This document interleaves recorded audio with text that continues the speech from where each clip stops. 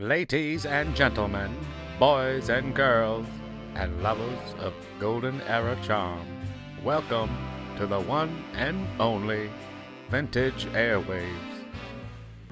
I want to thank you for tuning in to tonight's broadcast.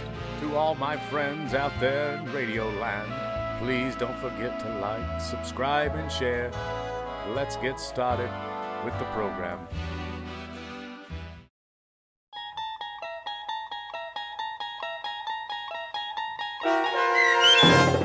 Spur of the Moment, starring Sarah Wayne Callies, with Stacy Keach as your narrator, was adapted for radio by Dennis Etchison and written for The Twilight Zone by Richard Matheson.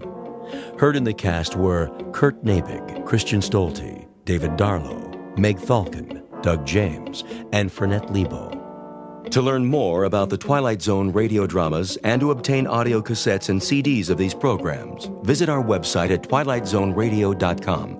The producers of The Twilight Zone wish to thank CBS Enterprises, Carol Serling, Dennis Etchison, Dick Brescia Associates, Claire Simon Casting, Terry Jennings, XM Satellite Radio, Sirius Satellite Radio, our sponsors, and our radio affiliates for helping make this series possible. This copyrighted radio series is produced and directed by Carl Amari for Falcon Picture Group.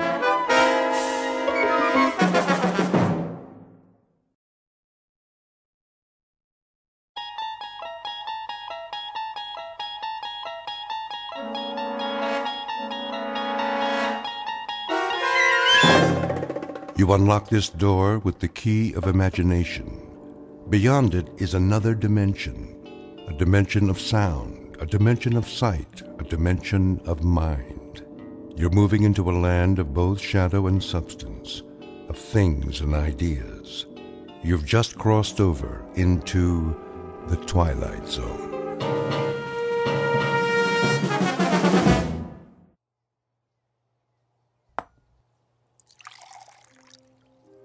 Your coffee, Mrs. Henderson. Thank you, Gladys. Will there be anything else? Not just now. Is Mr. Henderson in the study? Yes, ma'am. With the morning paper. Ask him to come in, would you, please, when he has a moment? Yes, ma'am.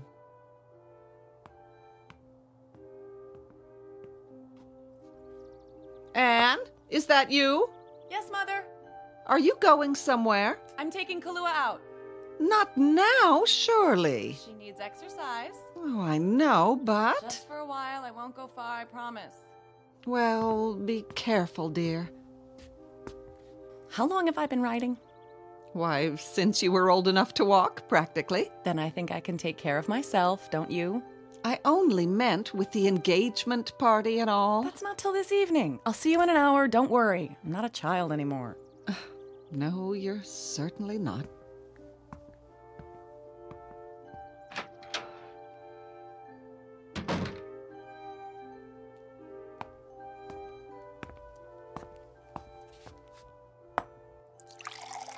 Where's she off to?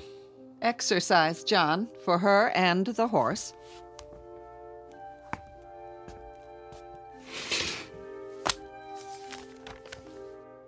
Now? But a young man is driving out from the city. We're to have lunch. She'll be back in time. That girl, always keeping him waiting. Oh, she's doing better lately, you must admit. Yes, but she's still so restless. All that energy. And then the horse may be exactly what she needs, at least until she and Robert set the date.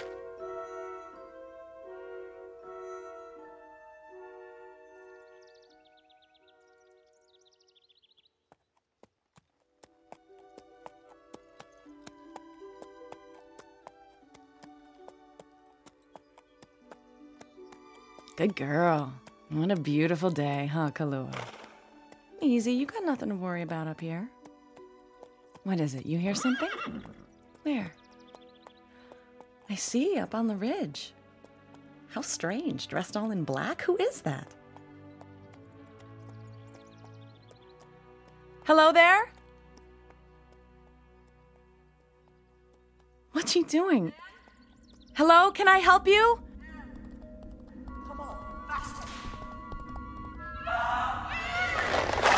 Slow down, please. You're spooking my horse. Come on, Kahlua. She's not gonna stop. crazy. We've got to get away. We've got to.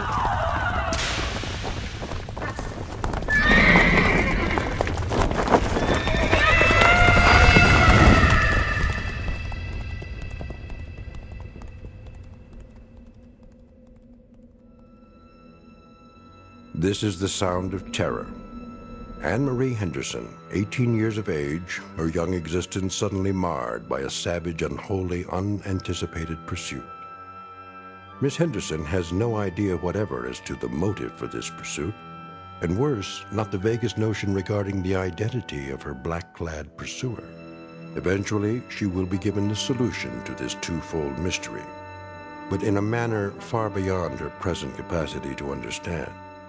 A manner enigmatically bizarre in terms of time and space, which is to say, an answer from the Twilight Zone.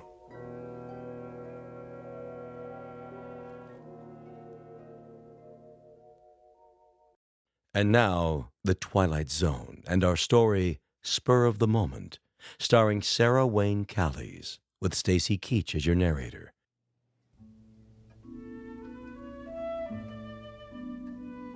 She's just taken her horse out.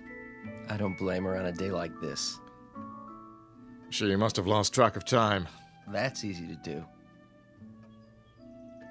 Here, Robert, sit down. Would you like something? Don't go to any trouble for me. No trouble at all, my boy. I'll have Gladys bring us a tray. No, really. I'd just as soon wait for Anne. Where is that girl? You're looking well, Mrs. Henderson. Oh, now. I mean it. Is that a new hairdo? Oh, don't let's talk about me. No? What should we talk about? How are things in the city? Same as always. Oh, the firm is expanding. Did Mr. Henderson tell you? I think he mentioned something. A promotion may be in the air. Of course, it's not definite yet, but... Oh, that's wonderful, Robert. Dear, did you hear? Robert says he's about to receive a promotion. Well, it hasn't quite been decided. What in the name of...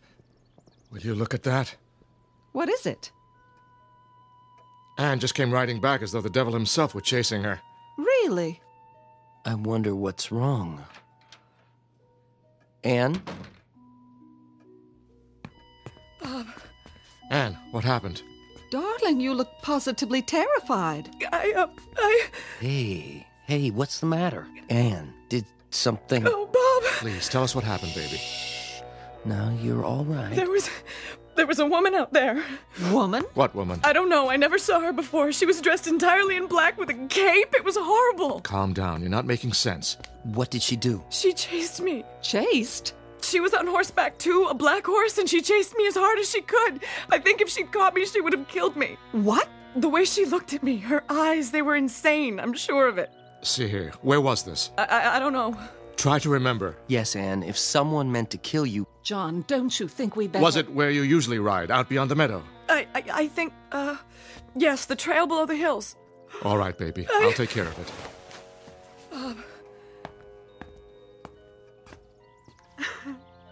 Shh. It's all over now, honey. Everything's going to be all right. Poor darling, what a fright you must have had. Use my handkerchief. There we go. All over now. Come sit with me. Yes, on the sofa.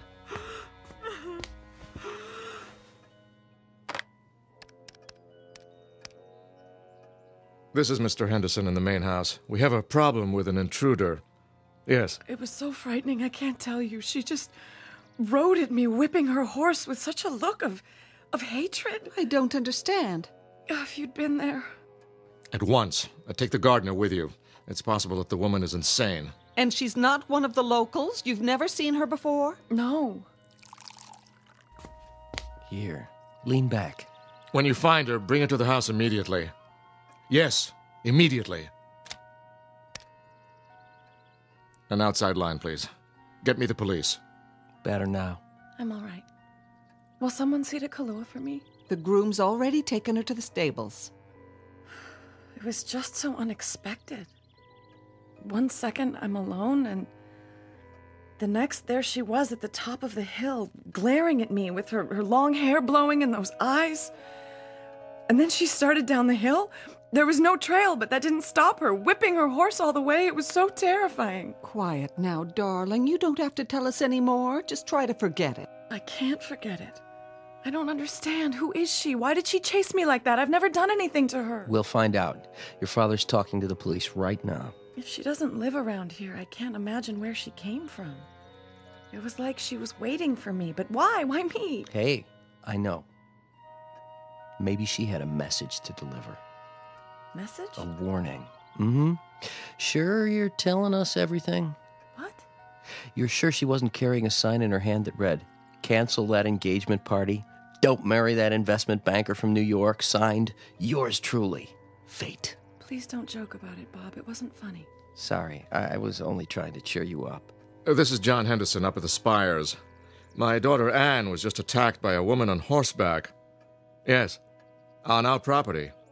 She was out riding when she came across this woman. No, on the meadow. It runs roughly parallel to the old granite road. There's a gate just past the crossroad that you can... Yes, that's right.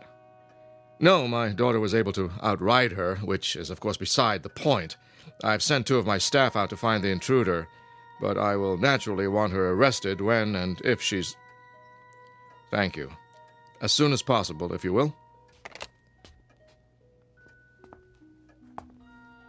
Feeling better? Yes, Daddy. Good. Wouldn't do to have a red-eyed fiancé at the party, would it? Certainly wouldn't. Where's my pipe? Why, in your jacket pocket, I imagine, dear. Tell us about this woman now. I've told you everything. And you have no idea at all who she might be? No, Daddy. She must have ridden onto our property by mistake. Mistake? That's a point, Mr. Henderson. If she were on the property by mistake, why should she attack Anne? Yes. Did she shout at you? Yes, but she was too far away. I didn't hear what she was saying. I think she wanted to kill me, though. You're just assuming that, honey. No, you didn't see her eyes. I'm sure of it. Who's here? Oh, I doubt if she followed you all the way home, baby. What if she did? Let's hope she did. Save us the trouble of looking for her. Now, where exactly did this happen? Anne? Aren't you gonna look? Whoever it is, Gladys will let them in. Now... I know, but... Come on, baby. Where along the trail? In the hills, you say? Well, it was... Yes? Beyond the meadow, out near that fallen oak, you know, where the stream... Go on. Yes? I want to see Miss Henderson. No mysterious woman, I'm afraid, unless she's a baritone. That sounds like... I'm sorry, Mr. Mitchell, but Mr. Henderson has given strict orders that I'm not... I said I want to see Miss Henderson. David. I'm afraid that's not possible. Oh, dear, I thought everything was ended. It is, Mother. I didn't know he was... Didn't you? I'll take care of it. Would you like a hand? No, stay here.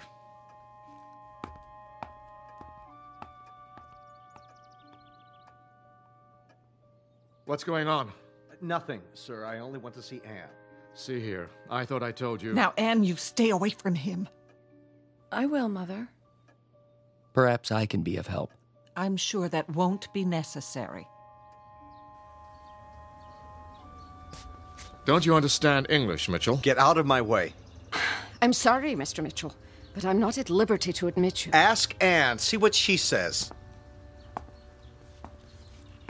David, don't... Why don't you back off, fella? Can't you see you're not wanted? Anne! Not now. That's all right, Gladys. I'll handle this. You're not welcome in this house, Mr. Mitchell. I don't care what you think. I came to see Anne. She doesn't care to see you. Please, David. Would you rather I call the police? As a matter of fact, they're on their way right now. Call who you will. I want to talk to Anne. What does it take to convince you? Prosecution? Just a few words from your daughter. That's all I ask. Hear them, then, if that's the only way we can be rid of you. Though I can predict what they'll be. David, I don't know what you expect from me. Anne. It is over between the two of you, isn't it? I told you it is. David, what is it you want? Just to tell you... Keep your distance. Don't put your hands on me. Robert, please. What? To tell you it's not too late. Oh, David, you're making it so difficult. It's not too late, Anne. Only a blind man could convince himself of that. I wasn't talking to you. No, but I was talking to you. Stop it, both of you. We belong together, you know that. Not anymore. Don't let your father force you into this. Break the engagement. I can't. You broke ours. Mitchell? Give him 10 more seconds, then that's it. Please, Anne. You belong with me. Don't, David. Time, Mr. Mitchell. You've said your piece. Get out. I'm not through yet. I think you are. Anne. Let go of me. Did you hear the lady? She said, let go. And I said, take your hands off me. Ugh. Is that your best punch? More where that came from. Stop it, both of you. I wish she had caught me back on that trail. Anything would be better than this.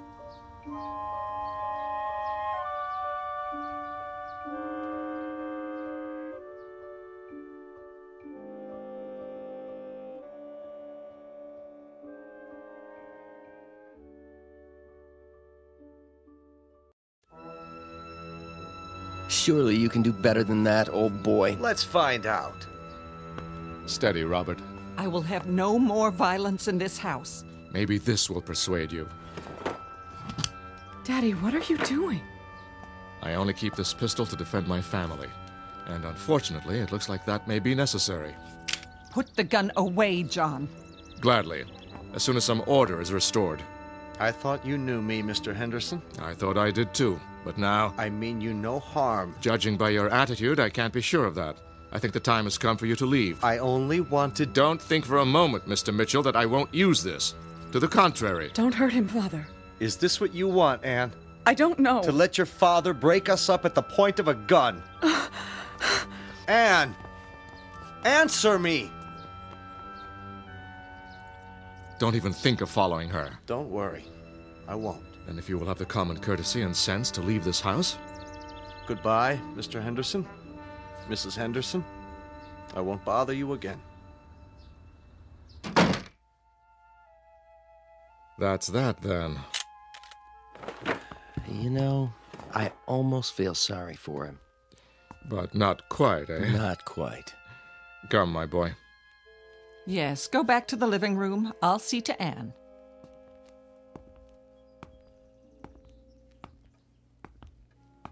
Didn't hurt you with that punch, did he? Hardly. I think a good stiff drink is in order, don't you? Amen. Wonder what's keeping the police. About that woman? They should be here. I wouldn't worry. She's probably gone home by now to wherever she lives. I didn't realize you had such crazy neighbors. Neither did I, my boy. Until today. She's probably not from around here. Hard to be sure these days. People aren't always what they seem. Ah, well. Cheers. Cheers.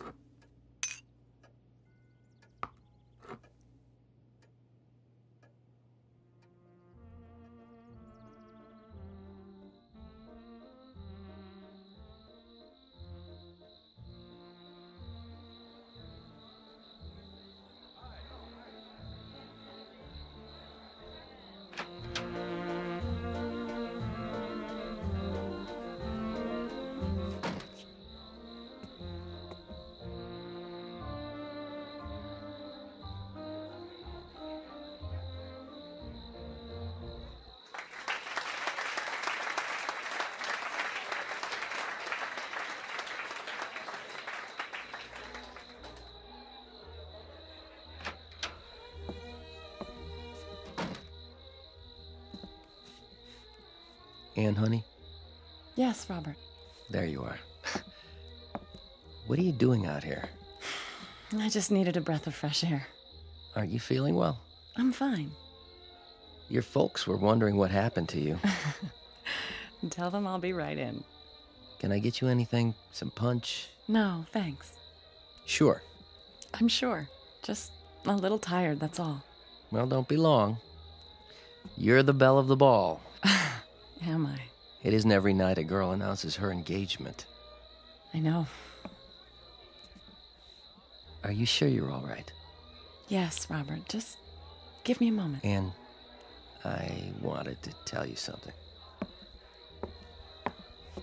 What?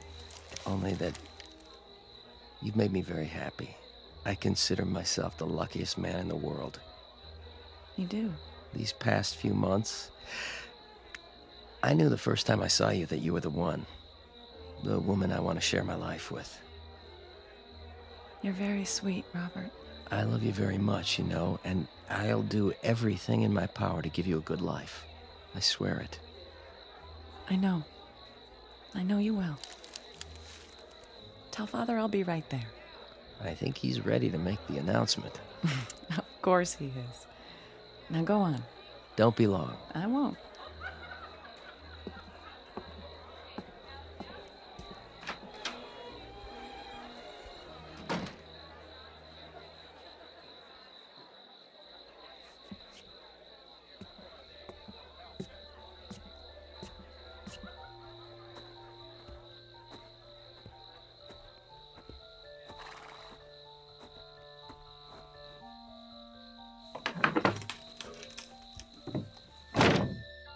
Hello? Anne? David? Over here, in the stall. They'll be looking for me. Oh, Anne.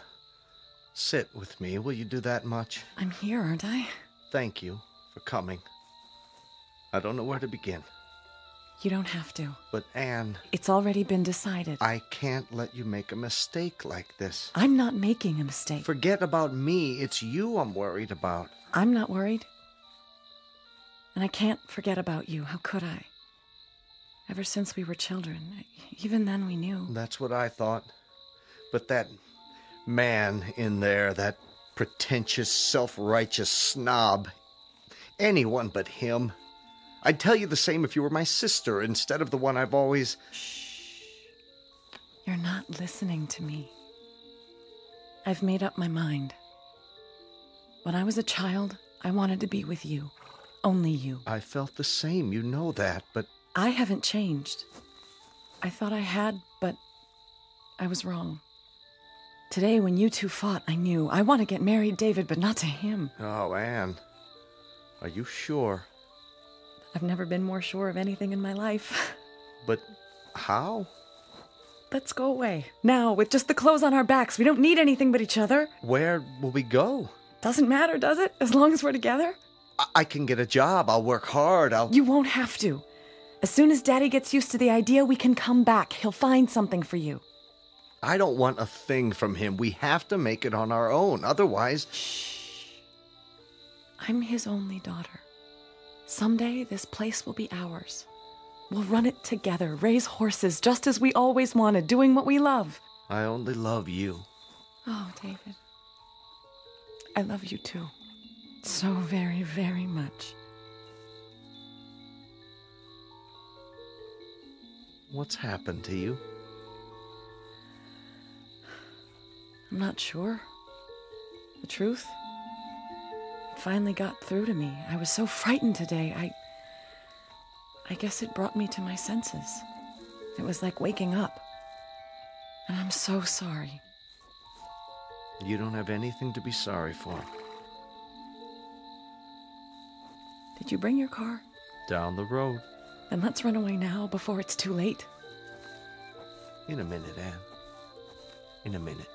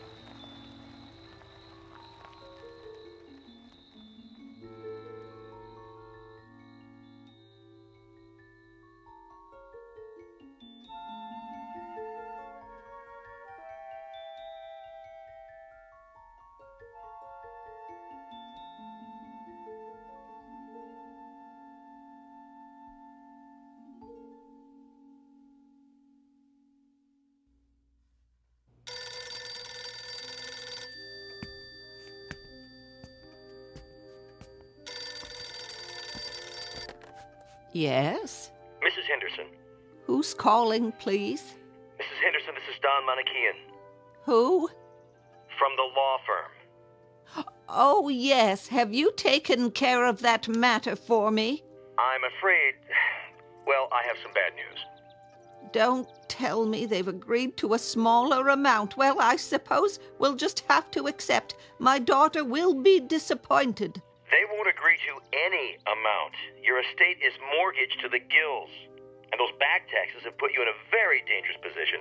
The bank says... What's that? My hearing aid's not working. It sounded like you said... There's no possibility of a loan. And unless you sell the property... Sell? Why, this is all we have. It's always been ours. My husband built it up from nothing. And when he passed away, your daughter and son-in-law took over the estate. Your net worth dropped precipitously. Sell some more stock. Mrs. Henderson, there aren't any more stocks to sell. Mr. Mitchell had everything in high-risk growth funds. I advised him to diversify, but he wouldn't listen. And now, well, with the way things have been run, the only alternative is receivership. If we can arrange a time to sign the papers... I can't talk about this anymore. My heart.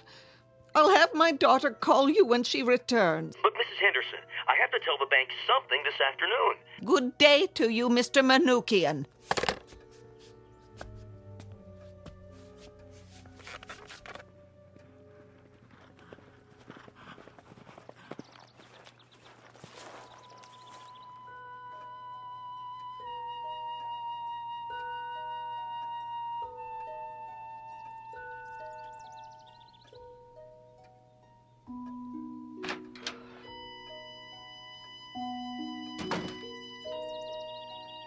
Anne? Anne, is that you? Of course it is, Mother. Who else would come to this dump? That lawyer phoned again. Which one? From the investment firm. So? He wants you or David to call him. Oh, who gives a... Did you hear what I said? I heard! Do you think that will help? Yes, it'll help if I drink enough of it. They're going to take the house away from us, Anne. Are they really? Yes. They can have it. Anne! Come off it, Mother. I've got more important things on my mind. Oh, like what? Something happened today. Did it? What could possibly? Do you know what I saw? Do you? Anne, really? I saw a ghost, Mother. My own.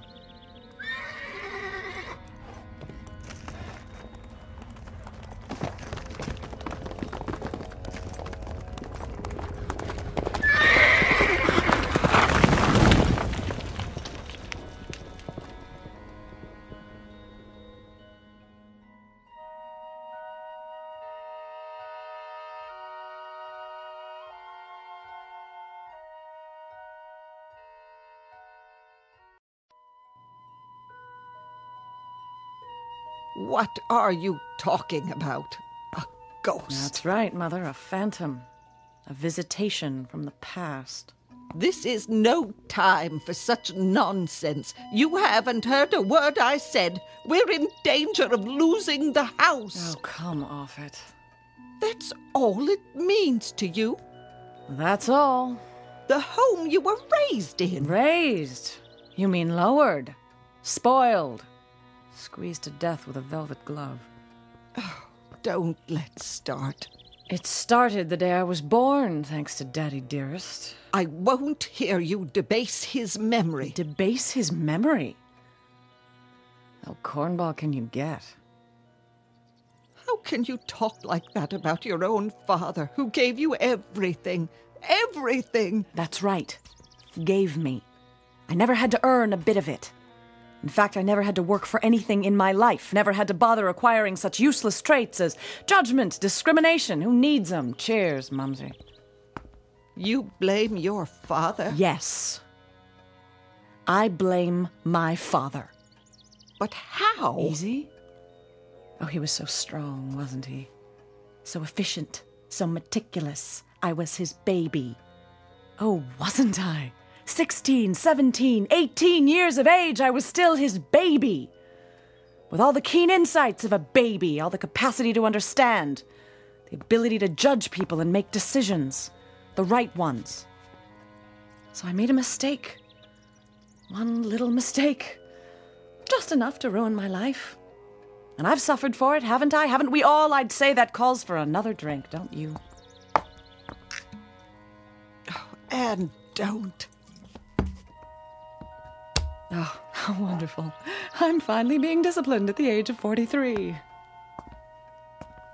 What about the house? I don't care about the house, Mother.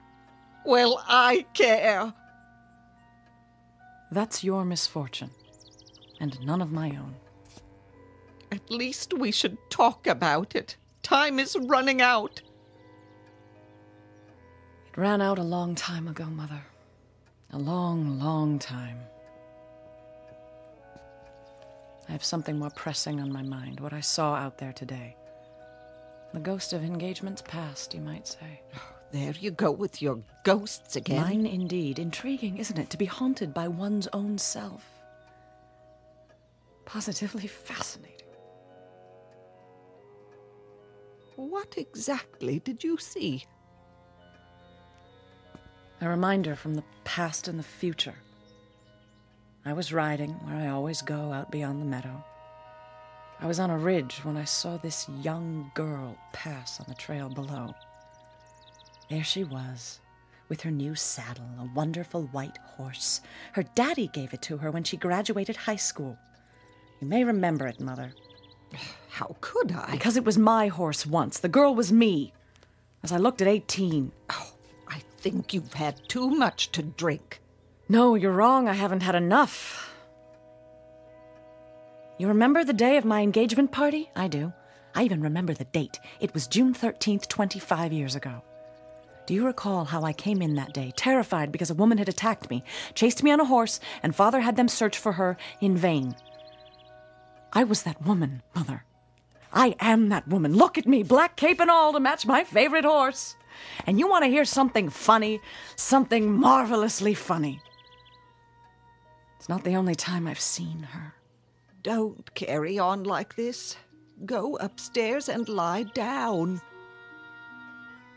Isn't that bizarre? I keep seeing her again and again. Keep seeing myself, just as I was on that day, on that one particular day. You know that expression, go chase yourself? That's what I've been doing. Chasing myself, trying to... Anne, you're frightening me. Come sit down. It's getting dark. We'll light the fireplace. Would you like that?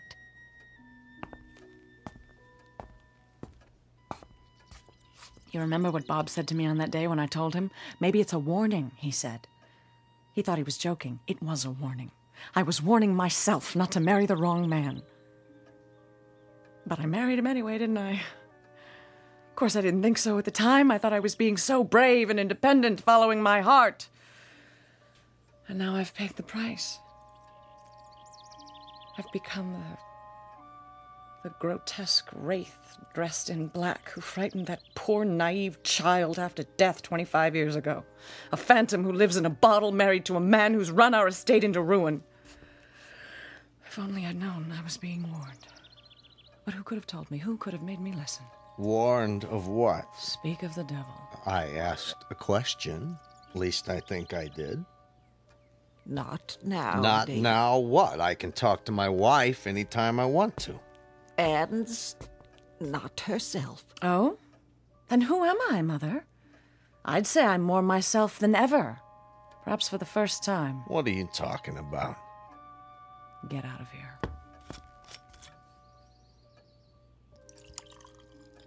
David, it might be better. I know, if I crawled back upstairs, so you can blame me for everything. That's not fair. I did the best I could.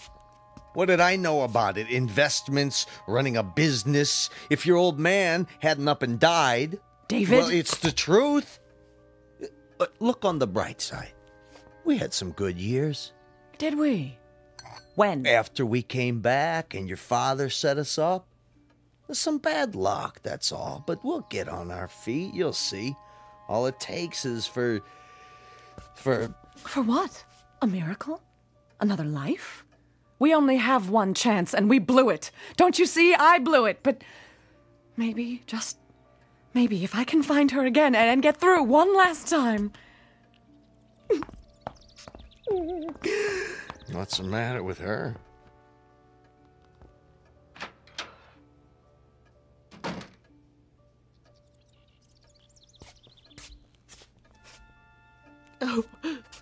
Oh, you poor man. Get out of my sight. I know what it is.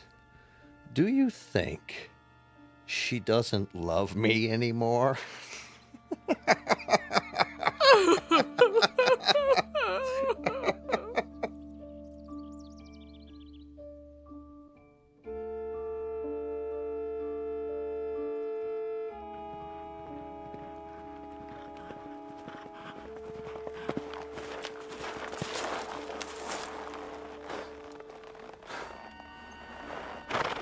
Oh, there, easy. This is far enough. I recognize the spot. She'll come along the bridle trail down there. I know she will, and when she does...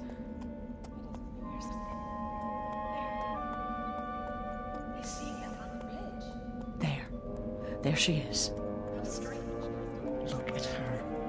What does she have to smile about? Anne! Come on, faster! Hello, can I help you? Anne? Anne! Anne! Slow down, please. You're smoking my horse. Anne! Oh, Anne! We've got to get away. We've got to... Faster!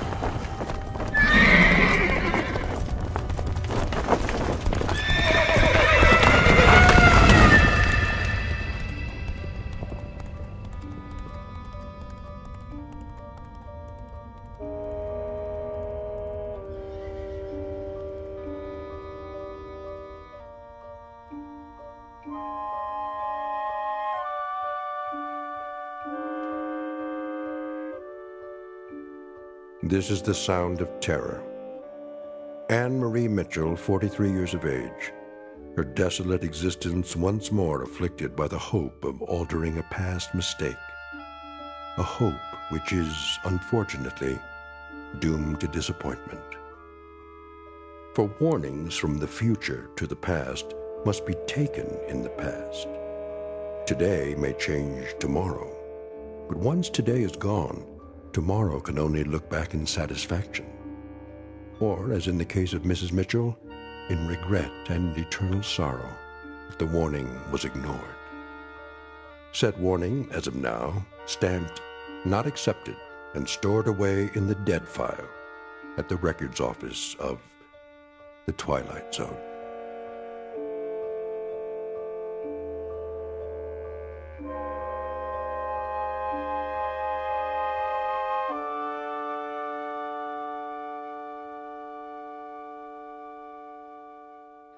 The Twilight Zone continues in just a moment. You are about to enter another dimension, a dimension not only of sight and sound, but of mind, a journey into a wondrous land of imagination. Next stop, the Twilight Zone. Hi, this is Stacy Keach. I'd like to take a moment to tell you about our Twilight Zone website at twilightzoneradio.com. At twilightzoneradio.com, you'll find the latest information on these Twilight Zone radio dramas, including behind-the-scenes photographs, plus the newest product releases, trivia contests, ways to contact us, other Twilight Zone-related info and merchandise, plus links to other fascinating websites. So make your next stop twilightzoneradio.com. Visit twilightzoneradio.com to purchase these Twilight Zone radio dramas on cassette and CD, or call toll-free 1-866-989-ZONE. That's 1-866-989-9663.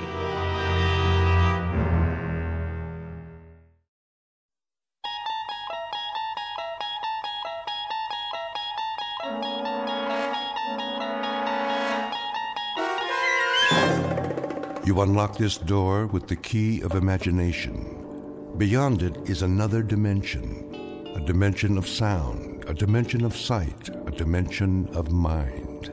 You're moving into a land of both shadow and substance, of things and ideas. You've just crossed over into the Twilight Zone.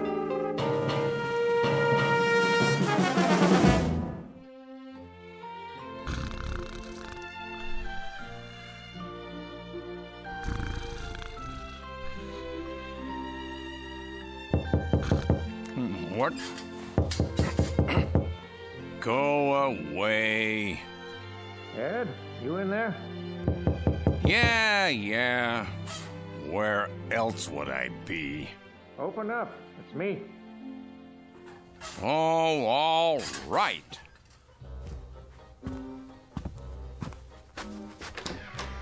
There he is. What do you want, Professor? What do I want, he says. I was hoping to catch a little nap before supper. Look what I got here. Don't tell me. Let me guess. New checkers and checkerboard. That's what. My niece brought 'em when she stopped by. How about a rematch? You took all my money yesterday. Maybe so, but that was the old set. What difference does it make? Well, now, some people say there's a field around things, like magnetism. That's the latest research, a kind of memory. You tap into the field, the old pattern repeats, no escaping it. Huh! A cockamamie theory if I ever heard one. But this is a brand new game, in more ways than one. That means you've got a chance. Wipe the slate clean. Build new memories. Start from scratch, so to speak. Best 2 out of 3? We'll play for the fun of it. How's that sound? You gonna talk my ear off if I say yes? My lips are sealed. Where? Sitting room's available. The television's in there. Nobody's watching it. Too early yet. You sure? Last time I looked. Of course, the longer we stand here talking. All right, Professor. You're on. Good man. Just give me a minute here. You got rid of the old radio, I see. No, I didn't. Just put it down in the basement for safekeeping. Till you get it fixed, huh? It doesn't need to be fixed. Works fine. Oh, I thought... Well, I haven't heard you play it for years. That's because there was never anything on. I beg to differ. You know how many stations there are in the U.S.? More licenses than ever. FM as well as AM. Yes, and none of them worth listening to. Talk shows. Rock and roll. Huh. Well, I don't know what stations you were listening to. All the same nowadays, it's a disgrace to a radio like that. The craftsmanship. You don't see fine cabinets anymore like that. Wood veneer. And the speakers inside, 12 inches. Bass you could feel. Puts those dinky little jobs to shame. Too bad it's in storage. I might just get it out of storage so you can hear what a real radio sounds like, huh? Of course, you'll need an antenna. Why? I never needed one before. Can't get anything upstairs. It's the angle to the transmitter. You see the radio waves... Yeah, sure. You'll see, Professor. One of these days, if you're lucky, I might let you listen in. I look forward to it, Ed. I really do. But for now, how about some serious checkers? Unless you're chickening out. Not on your life. Let's go. Heck of a console, I'll give you that. Never saw one quite like it.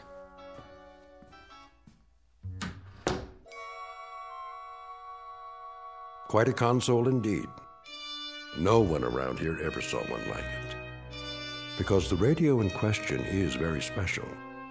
In its day, circa 1935, it was one of the most elegant models on the market, and it sold for a premium price. Now, with its fabric-covered speakers, its peculiar yellow dial, its serrated knobs, it looks quaint and more than a little strange. Like a survivor from another era. Very soon, Mr. Ed Lindsay, resident of Mrs. Nielsen's boarding house, will find out just how strange when he tunes in to an unscheduled broadcast from the Twilight Zone. And now, The Twilight Zone and our story, Static, starring Stan Freberg, with Stacy Keach as your narrator. Good news. It was reported today that a cure for the common cold is very close. Reliable sources...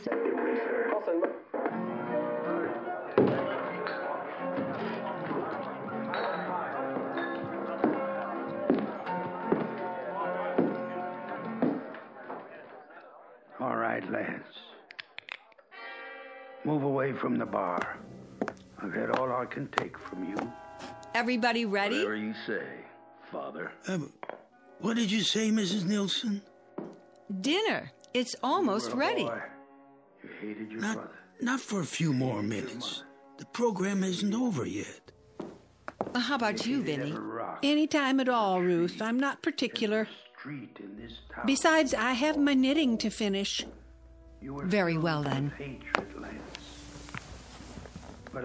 It's pleasant just to sit here, don't you think? All of us together, like a family. You gonna draw her, ain't you?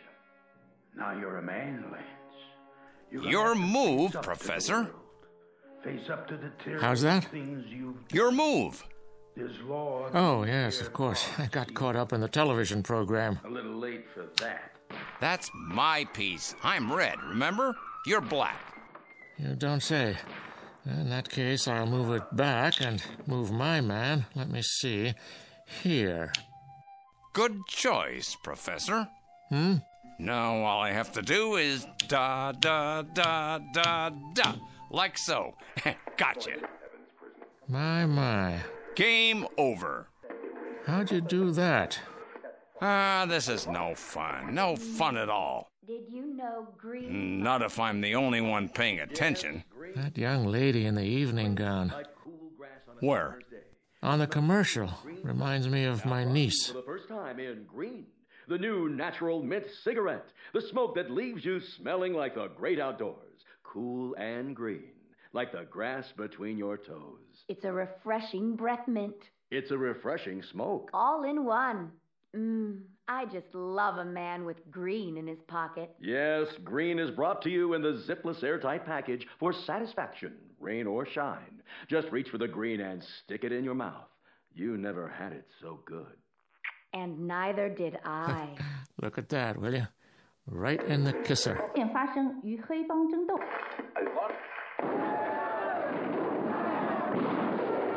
What's the matter with you, Professor? What's the matter with all you people?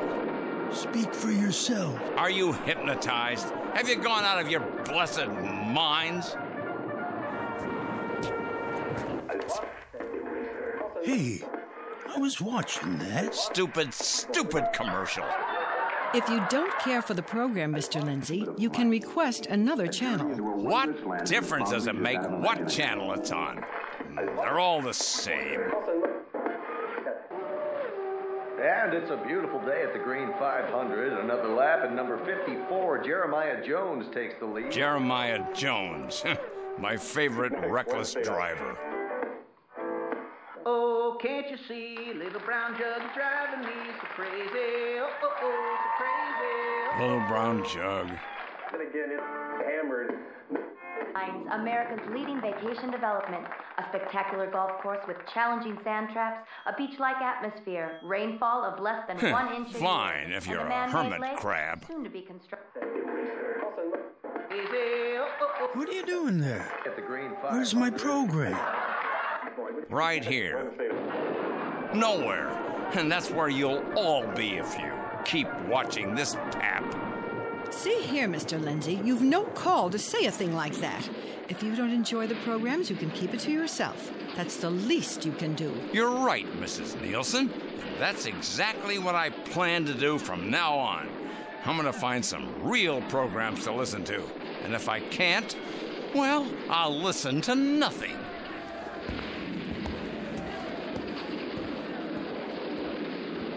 Well, that does it. No second helpings for him tonight.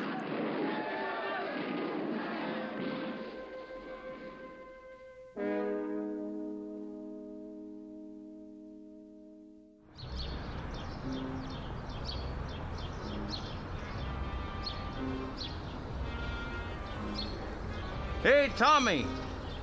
Hi, Mr. Lindsay. Tommy, come over here, will you?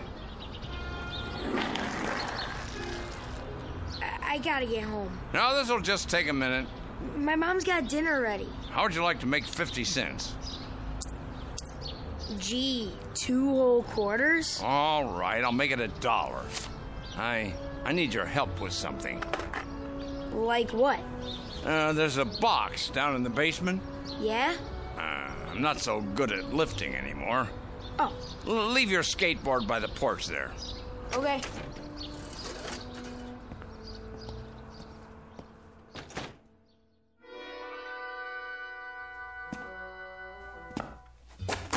Careful now. Yes, sir. The bulb's burned out, but I think there's still enough light. Where is it? Over here, by these boxes. What's that thing, Mr. Lindsay? That's a radio, boy. A radio? How come it's so big? Radios are littler than that. Not this one. Just to hear music? Music, yes, and a whole lot more. Stories, scary ones, science fiction, all kinds, and comedies. Jack Benny, Fred Allen, Edgar Bergen and Charlie McCarthy, Red Skelton, and music. Oh, such great music. What do you need a big old radio like this for? Just turn on the TV. TV? This is much better. Yeah? What's it do? It does everything a TV does, and then some. No, it doesn't. Where's the picture? In your mind, Tommy. In your mind. Now let's just slide it across the floor there and then carry it up the stairs. Yes, sir.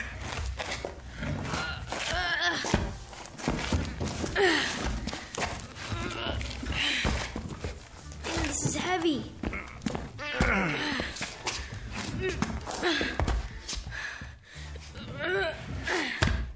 Don't worry, Mr. Lindsay. I got it.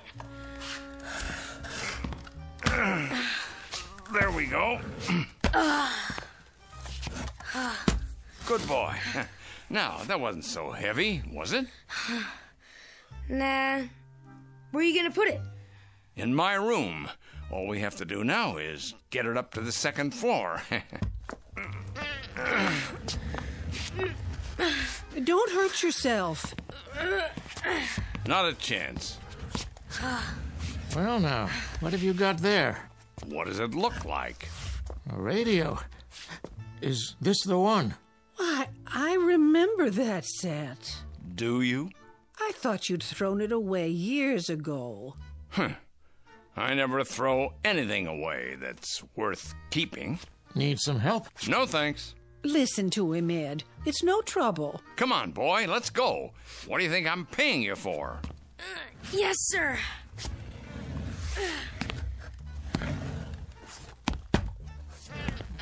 All done.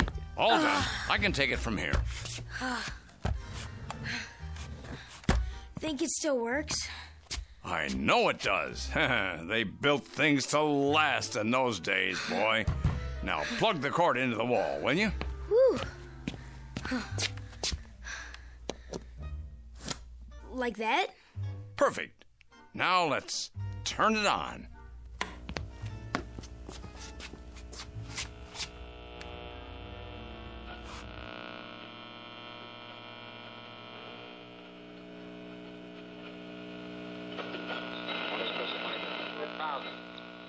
And now for the weather, more of the same. Tri-City area.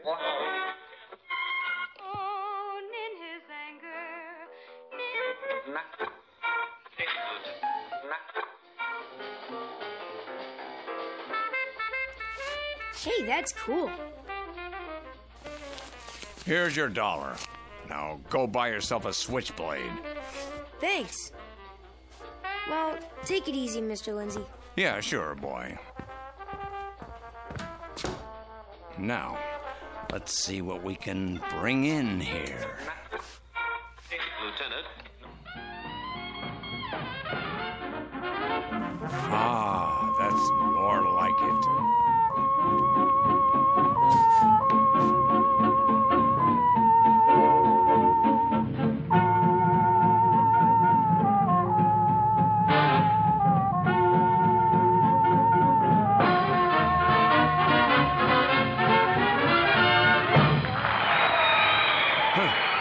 Shame I missed that. And now, here is Major Bose. Now you're talking. Good evening, friends. On this opening day of autumn, we spin... This is station WPDA in Cedarsburg, New Jersey. Returning. Wait, not now. Come on, come on. Are you in there? Yeah. Perfect timing. Perfect, I tell you.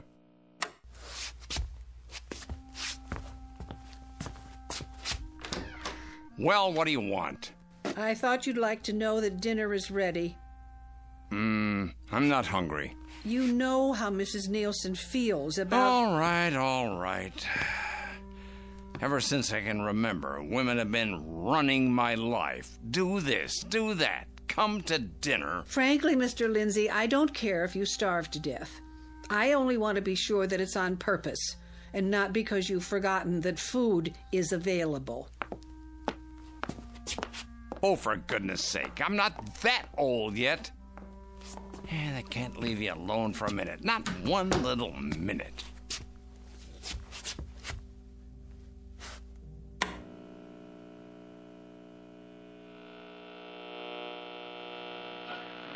City, from Mansfield, Helen Dixon, a coloratura soprano, a hot but free. There we go. That's good the old name of the Major song. Bowes. Your home is in Mansfield, Helen. I was born there, Major Bowes. I'm a stenographer for the Sheet and Tin Plate Company. Mm-hmm. Are you enjoying New York? I haven't seen much yet, but it looks very exciting, and oh, such handsome men. Would you please look into the microphone if you will? That's it. All right, a hot that's free. Let her go.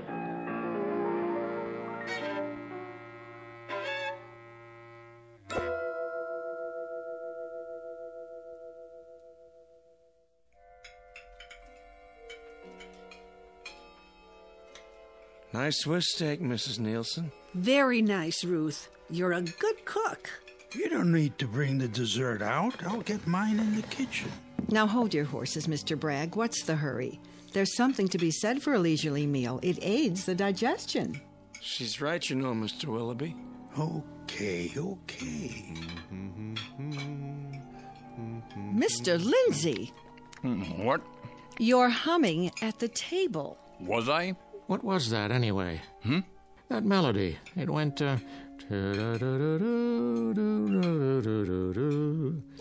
not you, too, Professor. You remember it? It's called Getting Sentimental Over You. Oh, yes. I heard it on the radio a while ago. That's an old tune, isn't it? Tommy Dorsey. He was playing it direct from... Tommy Dorsey, you say? The one and only. Direct? That's impossible. You don't say. Yeah.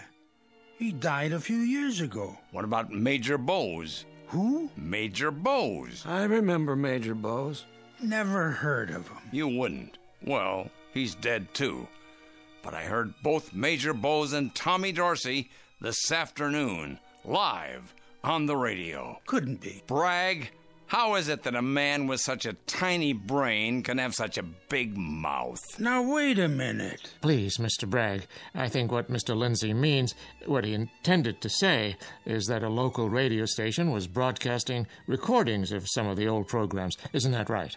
They didn't have tape back in those days. No, but they had wire, and before that, discs. And I'll tell you what else they had. Good music. Plays that meant something. Comedians that made you laugh. Magic. Real magic. I doubt it. Oh, you do you? You doubt it. Hear that, everybody? Mr. Bragg doubts it.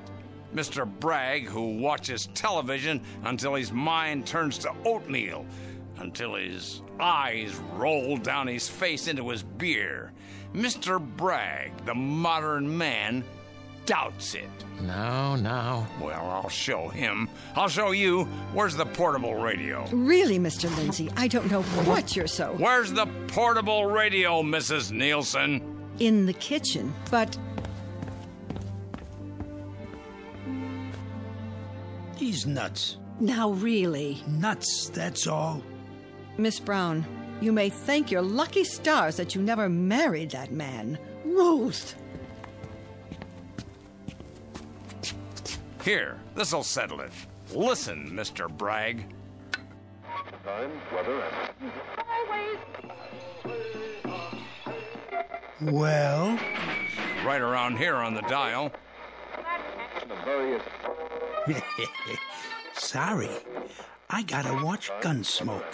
It's on in 4 minutes. So soon? That's our show. Oh, come along, then.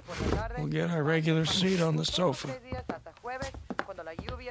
Do you remember what station it was? Station? No. Wait a minute. Yes. The announcer said... what was it? Oh, yeah. WPDA. WPDA. This little radio won't pick it up, see? What do you expect on such a dinky rig? Come on up to my room and listen to it on a real set. Ed, are you sure? Sure, I'm sure. Come on, the more the merrier. Might as well, hey, Vinny? I'd like to hear that station, if it's still on.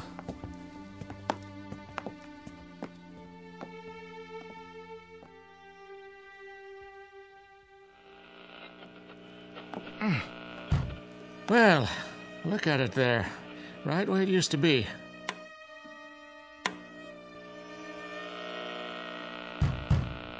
I can't seem to get it, but I'm positive, I tell you. Maybe they're having some kind of transmitting trouble. Do you really think so, Professor? Why don't we call the station? Yeah, that's a good idea.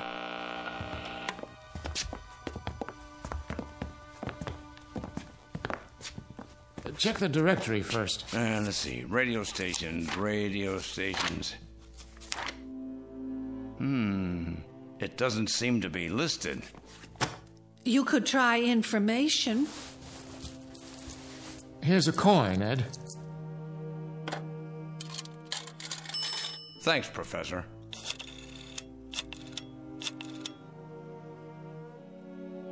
Hello? Information? Could you please give me the number of WPDA? That's a radio station. Yes, WPDA in New Jersey. Right. Yes, I'll hold on. You say you heard Major Bowes? Major Bowes, that's right. Round and around she goes. And where she stops, nobody knows. Yes, hello?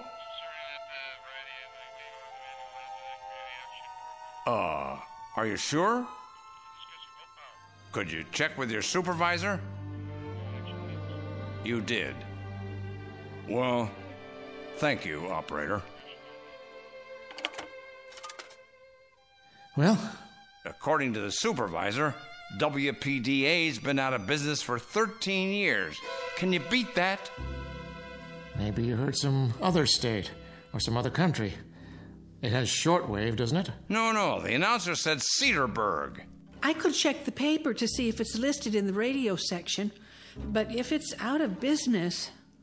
I heard it. I know I did. Professor, is it so impossible? Impossible? That's a dangerous sort of word these days, Vinny. We take things for granted now that we called impossible just a few years ago. Let's call it highly unlikely. Then what did I hear? I don't know, Ed. I don't know. See you downstairs. Ed? I'm busy.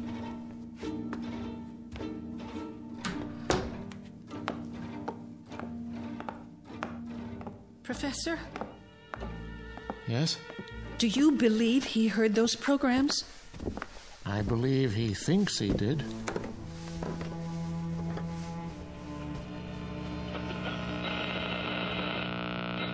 The policies of the United States. Tonight, the President of the United States delivers his fireside chat, which has long been awaited as a clarification of national policy. Vinny? Professor Ackerman! Professor! You really are a marshal. You want to go with him, Abby? Or you want to stay here and dodge? Professor Ackerman! Come back up! Quick! I've got it! Okay, Ed. We're coming. Why bother? You ain't gonna hear nothing but static. Come on, Vinny. Really, Professor, you shouldn't encourage the poor man. That's enough, Ruth. I'm right. You'll see. He's gone completely psychological. you a lesson. That's where you made your mistake.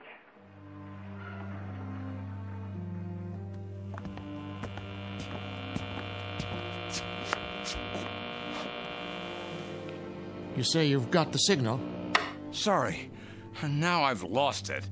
I was listening to it, and then I lost it as soon as you came up the stairs. Why should it stop every time somebody else comes around?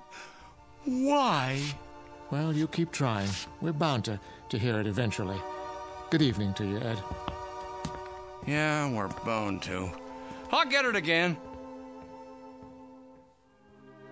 Well, what do you want, Vinny? Nothing, Ed. I just thought we might talk a little.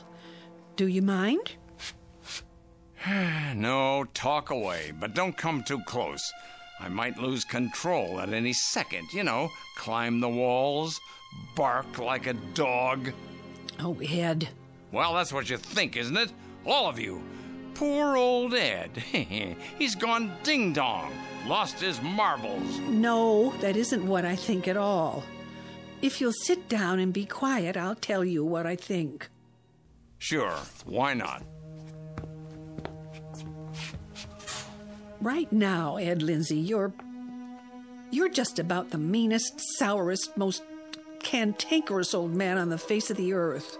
Thanks. And I'm not much better. We've been living like two hermits under the same roof for 20 years, staring at each other every morning, day in and day out for 20 long years, wondering what went wrong. I don't know what you're talking about. Oh, yes, you do. You know perfectly well what I'm talking about, only you won't admit it. We were going to be married, Ed Lindsay.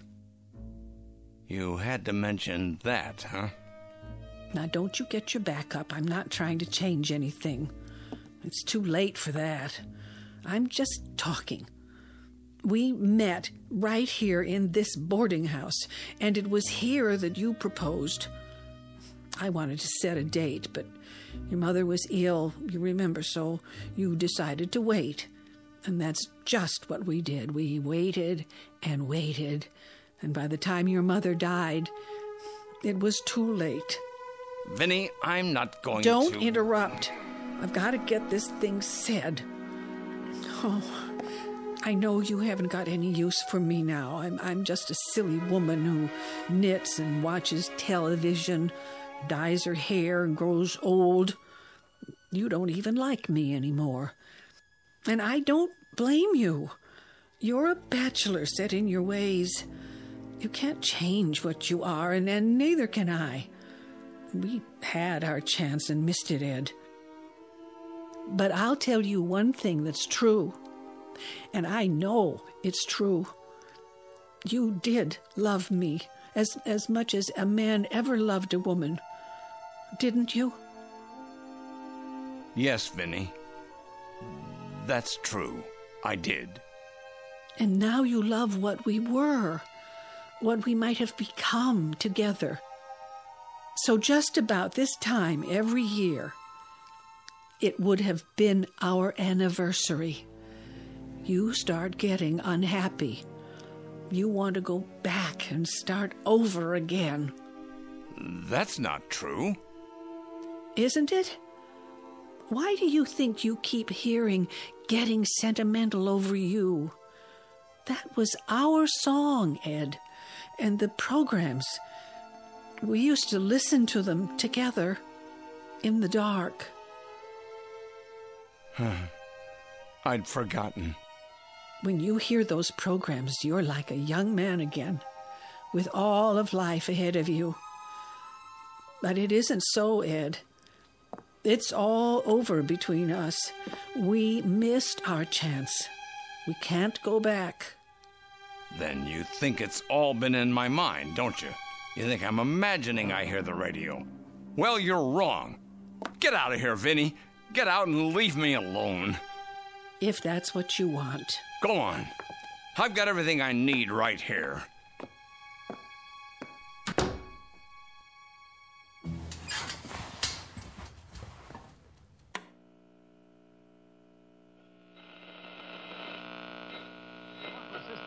and Al Goodman and his orchestra. Mr.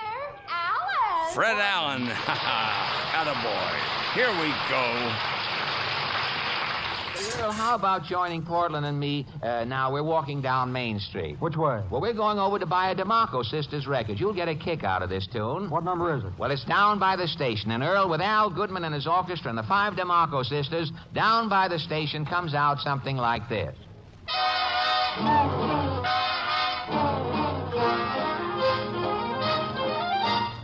This is for the people who never rode the train, whether in California or even up in Maine. Makes no difference if you're 2 or 102. You'll get a treat when you order a seat on the old.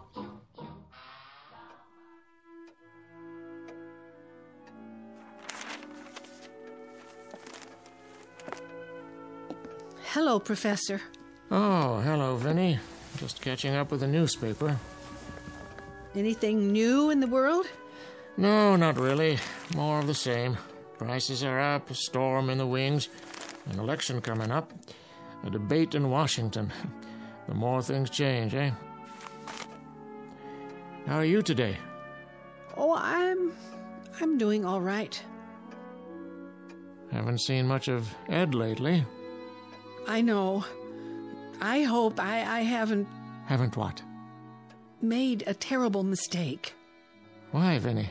What do you mean? Perhaps we shouldn't have interfered. Oh, that. Oh, don't worry yourself. It's for the better. You'll see. Would someone answer that, please? I'm setting the table. I'll get it.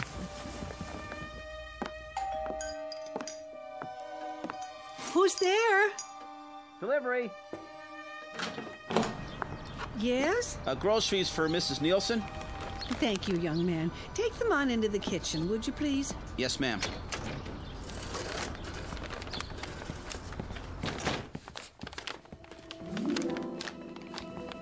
Here, I've got it, boy. I can do it. So can I, son. So can I. Here's a tip. Gee, thanks. Make it $1. Now, give me those bags. Here we go. I'll carry one, Ed. You'll hurt yourself. Not a chance. I'm not under the ground yet. Why, Mr. Lindsay. Morning, Mrs. Nielsen. Here, I'll set him on the kitchen table. Why, thank you. What's got into you? Nothing, Vinny. Not a thing. I'm just feeling my old self is all. Ah, beautiful morning, huh? Took a walk into town. You should try it sometime. Lunch will be ready soon. That's nice.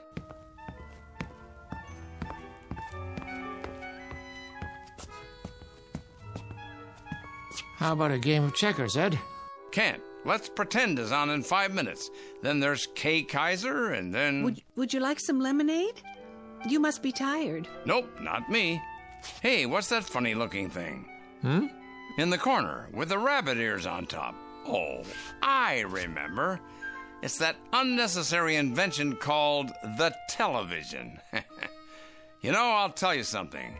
When I first started listening to the radio again, I kept wondering what happened to the picture tube. Then I remembered. The picture's right here, between your own ears. Radio. Radio! I'll tell you, radio is a world that has to be believed to be seen.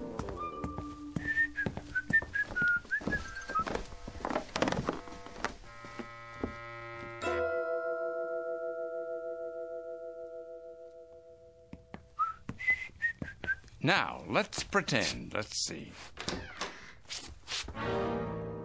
What? Who's been in here?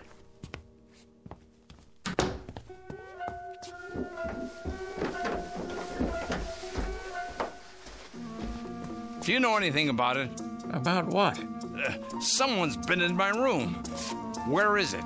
Where is it? Calm down. Where? Ed, listen to me for a moment. Where's my radio? You tell me, or so help me. So help me. Ed, Ed, I'll tell you. I should have known it was you. You took away the one thing that meant anything to me. Well, what have you done with it? The junk dealer. What? We were only trying to... You gave my radio to the junk dealer? Ed, wait. Please. Let me explain.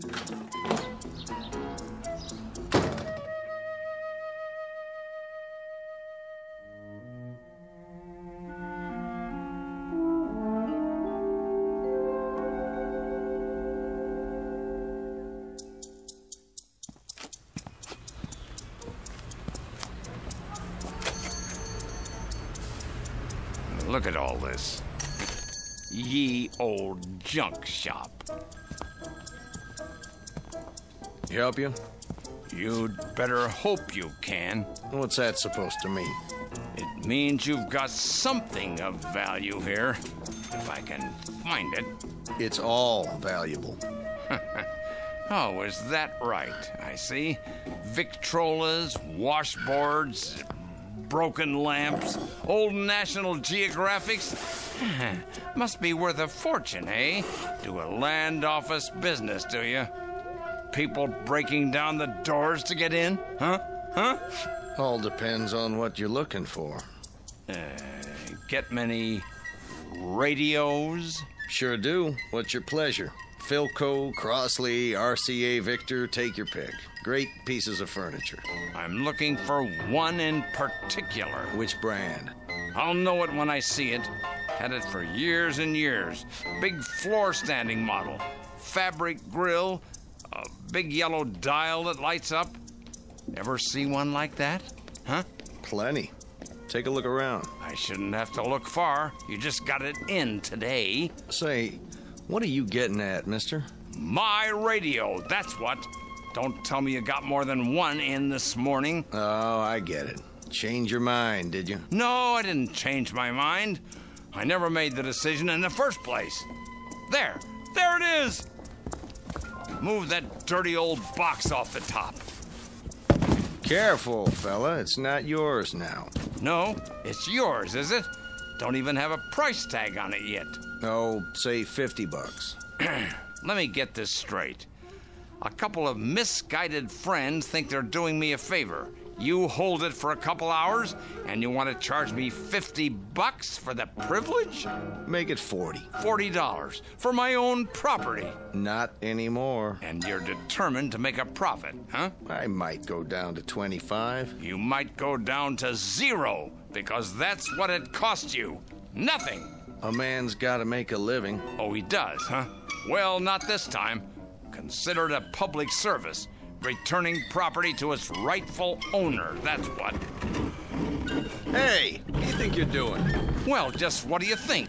Taking what's mine. My man picked it up in the truck, signed a receipt. Yes, but I didn't get the receipt. And there's only one rightful owner, me.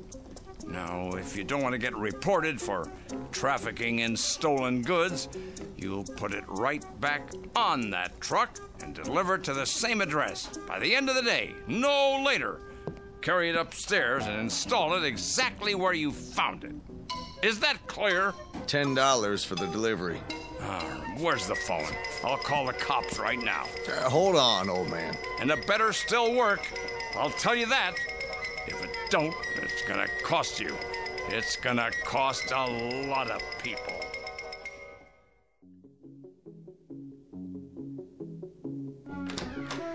Right in there, at the foot of the bed. This okay? And don't forget to plug it in. Sure, pal. Why don't I polish it up while I'm at it? That'll do. Now get out. No tip, I guess. I've got a tip for you. Keep your nose out of other people's business. Go on. Go! This better work.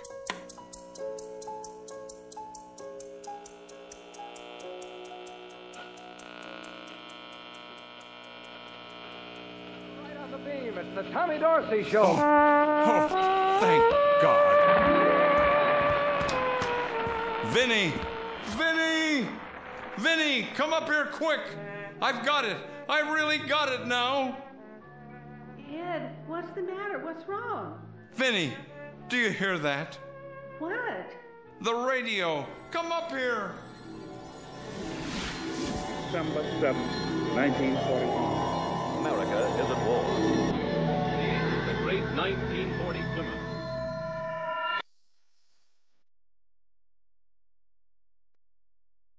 Do you hear it? They're playing I'm Getting Sentimental Over You, Vinny. It's Tommy Dorsey. I know, dear. Vinny, what did you do to yourself? Do? That dress and your hair. You're all done up. Nothing special. I only wanted to look nice for you. Vinny, do you hear it? They're playing direct from the Aragon Ballroom. It's on this time every Thursday night. And then there's Ed Wynn and Fred Allen and... Ed, you look so peculiar. I do? Nice, of course. Your coat and tie, your hair combed back. But what's that expression? Something the matter? Between us? No, nothing at all. Nothing on earth that I can think of. That's a relief. Vinny, may I have this dance? Well, kind sir, my dance card is full. But I suppose I could make an exception, just this once, for someone as handsome as you. Oh, Vinny. Vinny. Hold me close, Ed. So close that nothing will ever break us apart. Vinny. Dear, dear Vinny.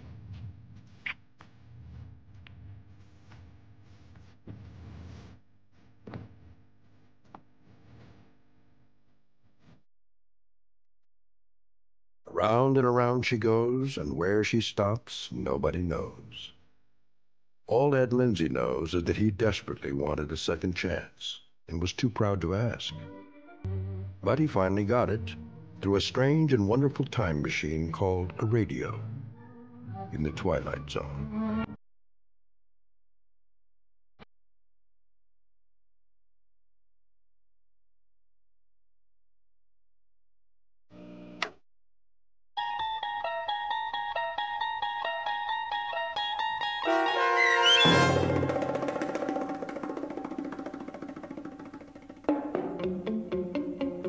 Static, starring Stan Freberg with Stacy Keach as your narrator, was adapted for radio by Dennis Etchison and written for The Twilight Zone by Charles Beaumont from a story by O.C. Rich. Heard in the cast were Ann Whitney, David Darlow, Ellie Weingart, Bernie Landis, Christian Stolte, Jeff Lupetin, Doug James, Carl Amari, Alyssa Fraden, and Elizabeth Lido. Original radio excerpts heard in this Twilight Zone episode provided by the First Generation Radio Archives, preserving radio's past for the future at www.radioarchives.org. To learn more about the Twilight Zone radio dramas and to obtain audio cassettes and CDs of these programs, visit our website at twilightzoneradio.com. The producers of The Twilight Zone wish to thank CBS Enterprises, Carol Serling, Dennis Etchison, Dick Brescia Associates, Claire Simon Casting, Terry Jennings, XM Satellite Radio, Sirius Satellite Radio, our sponsors, and our radio affiliates for helping make this series possible. This copyrighted radio series is produced and directed by Carl Amari for Falcon Picture Group. Audio editing, sound design, Foley effects, and mix for the Twilight Zone radio dramas are by Cerny American creatives Craig Lee, Michael Slaybach, Bob Benson, and Jason Rizzo. To learn more about the Twilight Zone radio dramas and to contact us, visit our official website at twilightzoneradio.com. This is Doug James, transponding. The Tommy Dorsey Show was brought to you, men and women in the armed forces of the United Nations, by the Special Service Division of the War Department of the United States of America.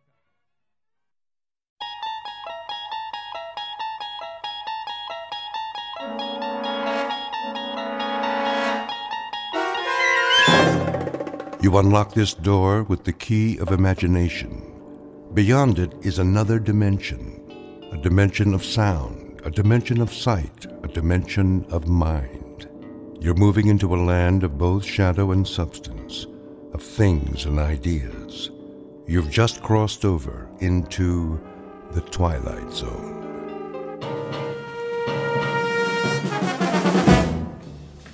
Westbound monorail will be departing on track 10 in 3 minutes. Hurry. We can't miss the monorail. Make way! Coming through!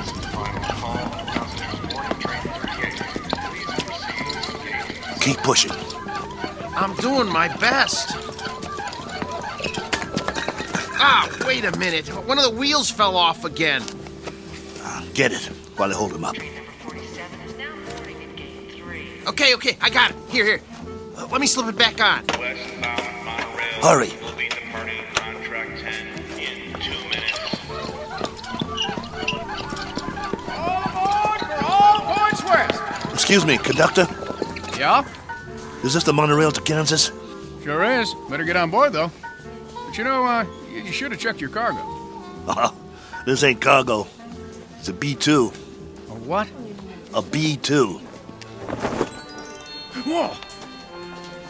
What is that? Is that a man? Is he alive? That, sir, is a B-2 boxing robot. Wow.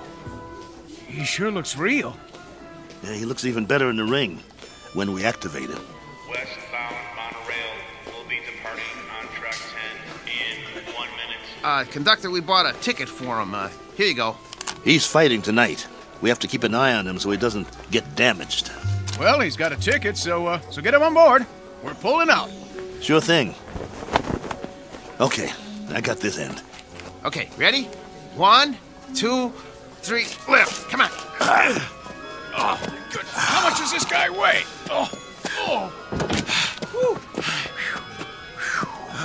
Next time, let's get a lightweight instead of a light heavyweight. All aboard!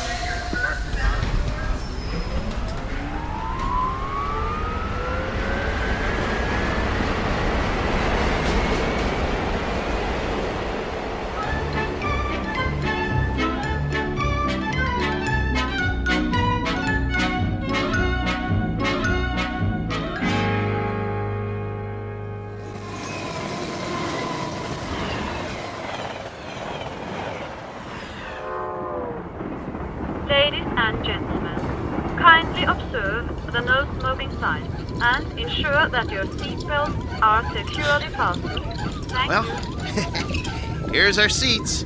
C11 through 13. Let's sit him down in the window seat. He gets the window seat? Get him seated. Hey, you hear him squeaking? Not only is he saying he doesn't want the window seat, he's saying he doesn't want to sit down, period. He needs his silicone Teflonic joint lubricant changed. We'll pick up some as soon as we get paid. Well, first we gotta find some. Shouldn't be no problem. Come on, I told you. They don't make it anymore. Well, that's crazy. Still plenty of B-2s in the business. Name one. This one. We'll find some. All right. Wow. Sure is hot. It'll be hotter where we're going. Wish I had a beer. Well, it wouldn't do you any good.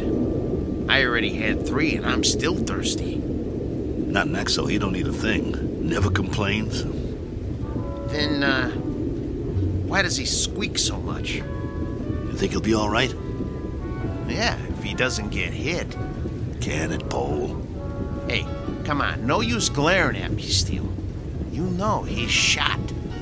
That ain't true. A little overhaul is all he needs. Well, yeah, a little 10 grand overhaul with parts they don't make anymore. When you talk, you think he was ready for the scrap heap. Ain't he? No, he ain't. Just because he's a little old? Well, try ancient. Plenty of fight left in him. Well, you think he's okay or not? Steele, I don't know. And that's a fact. He needs work. Like what? Well, for starters, the trigger in his left arm. It's been rewired so many times it's just about had it. He's got no protection left on that side. Plus, his eye lens is cracked. Leg cables are worn out. No tension left in him. Even his gyro's off, not to mention he needs silicone Teflonic joint lubricant. We'll get him some. Where? I'll find it. Yeah, after the fight. What about during? He'll be creaking around that ring like an antique steam shovel. This ain't 1940. It's 2040. Be a miracle if he goes 2 rounds. It ain't that bad, Bo. Actually, it's worse. Wait till the promoter gets a load of battling Maxo from Philadelphia. We'll be lucky to get monorail fare back home. The contract is signed. You can't back out. Well, the contract is for battling Maxo in fighting shape, not this bucket of antique hardware. Just you wait. Maxo's gonna do all right. Against the B7? It's just an experimental B7. It ain't got the bugs worked out yet. That's why they took a bout with us. Well, after tonight, battling Maxo's new nickname will be One Round Maxo. That's enough. He's been doing okay for 5 years, and he'll keep doing okay. So what if he needs a little work? So what? If he wins some money, we can get him all the silicone Teflonic lubricant he needs, and a new trigger for his left arm, and new leg cables, and everything. He's gonna do all right. You'll see. Maxo's gonna do just fine.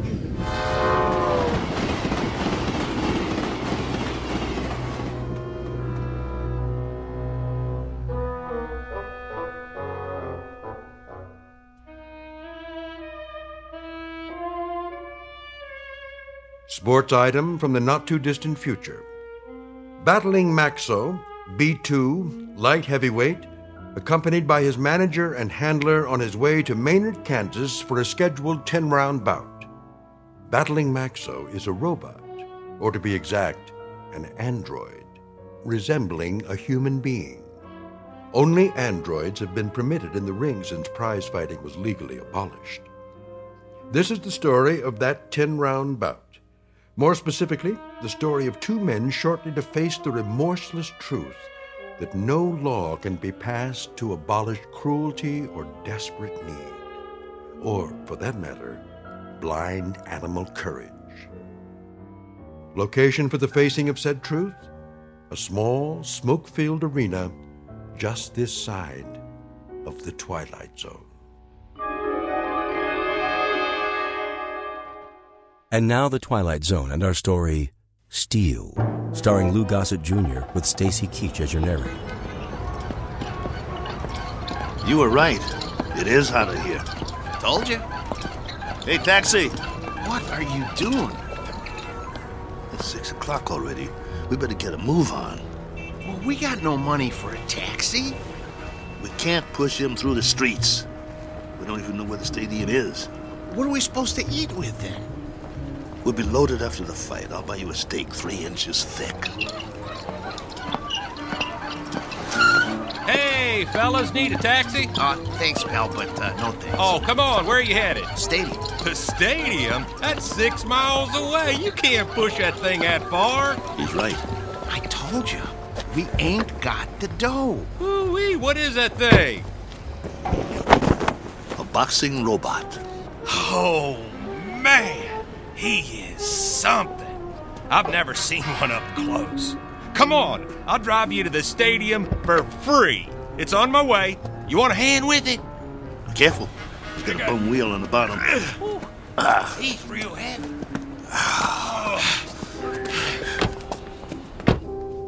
Oh boy, this is a real honor taking a fighter to the stadium. Well, thanks. Hey, which robot is that? This is Battling Maxo from Philly.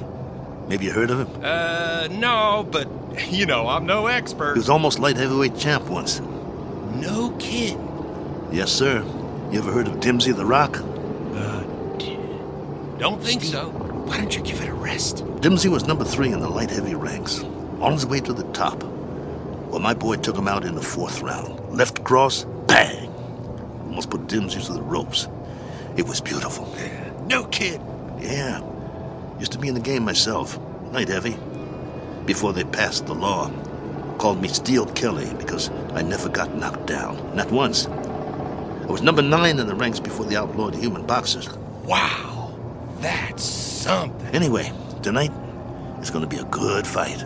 Driver, have you ever seen a fighter from here called the Flash? Oh, yeah, you bet. Man, that is one good fighter. Won 7 straight. He's riding a bullet to the top of the rankings.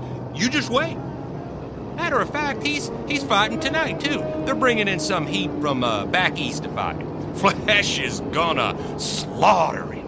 Oh, where'd you guys say you were from? Philly. Oh, man, you're not. We are. Oh, look, I didn't mean nothing. I didn't know. Skip it. Forget it, pal. Doesn't matter. You're right. Why don't you shut your trap for once? Look, fellas, I'm sorry. Well, you guys need anything else? Anything? Do you know where we can get some silicone Teflonic joint lubricant? Oh, do they still make that stuff? No, they don't. Just trying to be funny. They haven't made it in years. Hey, look! They got the fight card posted for tonight. You guys are the 3rd fight out of 7. Woo! Your fighter must be pretty good. Oh, the Maynard Flash, B7 versus Battling Maxo, B2. You got a B2? Yeah. Well, at least you're not at the bottom of the card. We do have that going for us. Drop it, Bo. You'll see. You'll all see. It's nothing personal, Kelly. It's just the way it is. Well, it'd be a miracle if he wins.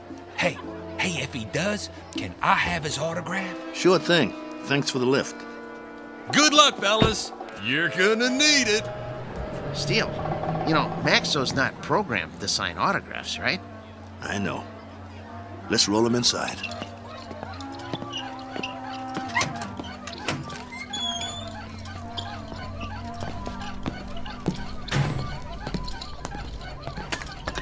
The wheel fell off again.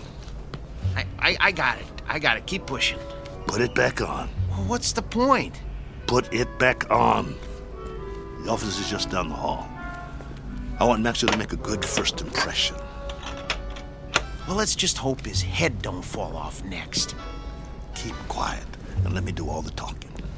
What's wrong with you anyway? After 7 months, we finally get about, and all you can do is complain? Some bout. We're in Maynard, Kansas. What's this, the prize-fighting center of the nation? It's a start, ain't it? It's our first step on the comeback trail. The purse will give us enough to get Maxo back in shape. And if we win, it would mean we get fights all over the place. Oh, spare me. We don't have a chance. I don't get you. He's our fighter, and we stick behind him no matter what. Why are you writing him off before he even gets in the ring? Don't you want him to win? I'm a Class A mechanic, Steele. I'm not some daydreaming kid. I know machinery. We got a piece of dead iron here. Technology always moves forward. We got a B2, not a B7. No way he's gonna win this fight. Shh, keep your voice down. It's simple engineering, that's all. Maxo will be lucky to get out of the ring with his head on. Bo! It's an experimental B7. It's probably full of bugs, full of them. They always are. That's why they take a first fight in the middle of nowhere. We've got a chance. Yeah, sure we do. Remember, keep your mouth shut. Yeah. Mr. Nolan? Nah, I'm Oscar. Mr. Nolan will be back in a couple of minutes. I'm Steele Kelly, battling Maxo's owner. Oh, yeah, I heard of you. You were one of the last human fighters. This is Paul, Maxo's mechanic. Hi. It was getting late. We were wondering if you'd make it. Never missed a fight. Yeah, pull up a chair. I got some paperwork to do. Thanks. What was that? It was this folding chair. Okay. Sign on all the X's. You heard of my fighter, Mr. Oscar? What's his name? Battling Maxo. You must have heard about him. Can't say as I have. He knocked out Dimsy the Rock, a ranked fighter in his prime. Uh-huh. Sign here, too. It was all in the East Coast papers. New York, Boston, Philly. Got quite a spread. Biggest upset of the year. Good. Initial here. And here. And a couple more here. Right here. And over there. He's the B2, you know. That's the second model Malling put out. The B2 is one of the best fighters they ever built. The best in my opinion. Maxo is still going strong. I don't go for these new ones, you know. The ones made out of steel, aluminum with all the doodads. Too flimsy. Nothing solid. Nah, Malling don't make them like Maxo anymore. Oscar, who are these guys? Mr. Nolan, I'm Steele Kelly, and this is... Is that your fighter? Yes, sir. Battling Maxo. Fighter in shape? You bet. Prime condition. Paul, my mechanic here, is a Class A mechanic, and he took Maxo apart and put him back together just before we left Philly. Oscar, cigar me. Yes, sir. Ain't you forgetting something? Huh? Light me. Oh, yes, sir.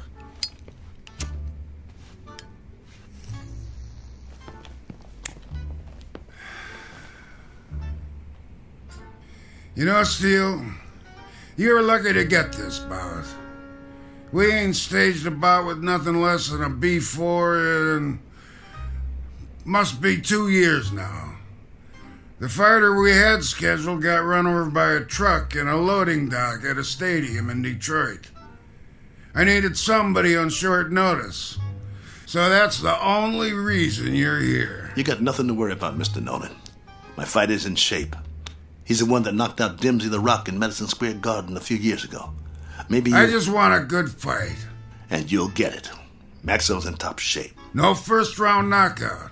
No, nothing like that. People pay to see action. Do you have a prep room we could use?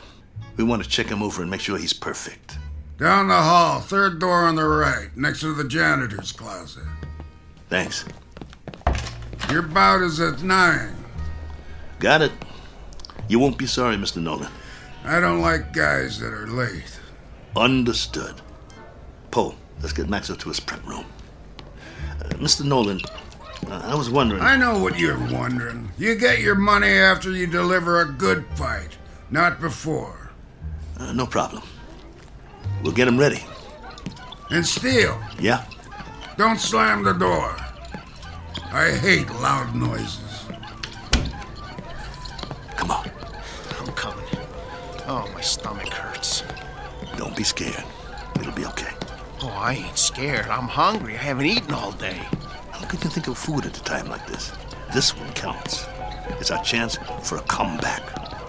We've got to get him in that room, and we've got to check him out real good. What time is it? I'm busy pushing. Come on, check your own watch. I don't have a watch anymore. I had to pawn it. The one your wife gave you? Ex-wife.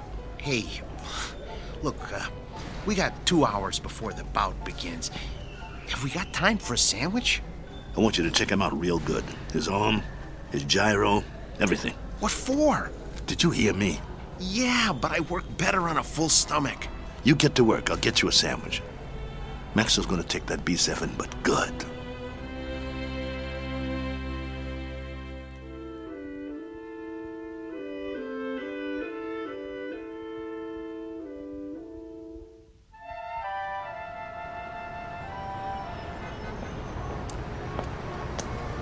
Excuse me, sir. Do you know where I can get a Philly cheesesteak? Try Philadelphia.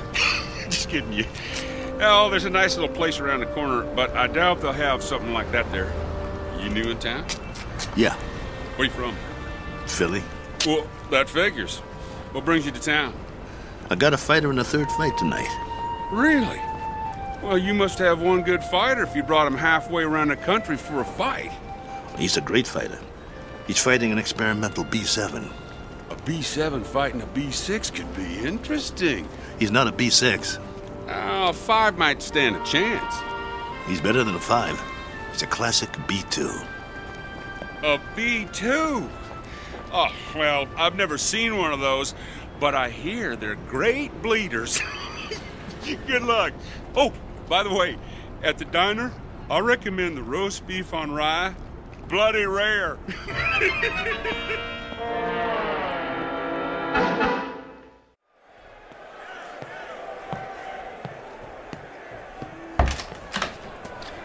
We got a big crowd out there tonight. What took you so long, Steele? I'm starving. Here's your sandwich. How's Maxo? What kind of sandwich did you get me? Roast beef on rye. Well done with silicone Teflonic joint lubricant on the side. What? It's mayo. How's Maxo? Did you get me a pickle? How's Maxo? I love dill pickles. Oh, here it is. Okay, well, the answer to your question is Maxo is still big as life and twice as ugly.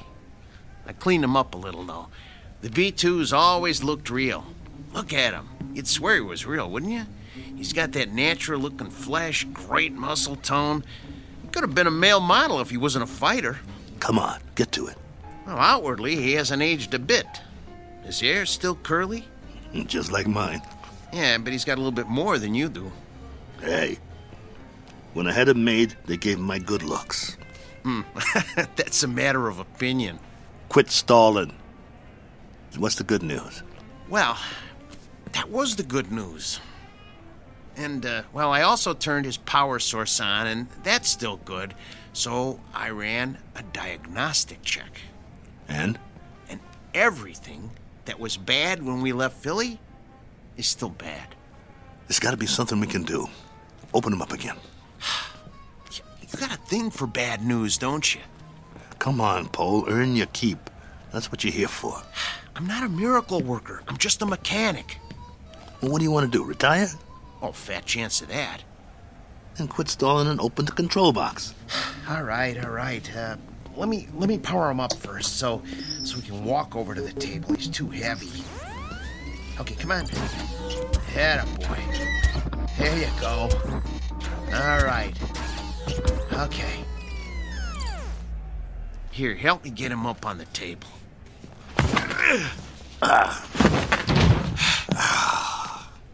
That's my boy. The doctor will see you now. Lift his arm.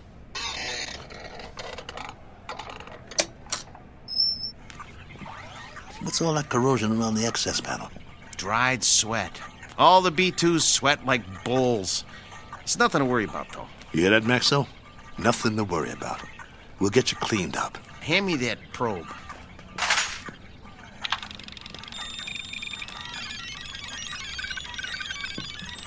Well?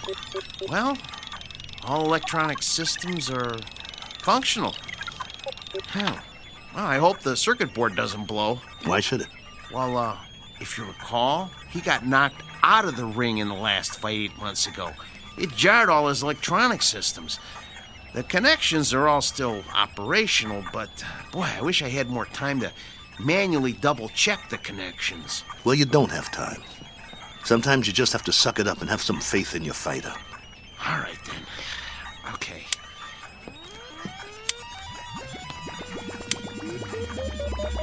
Well, I activated all his systems. Keep your fingers crossed and just hope nothing blows.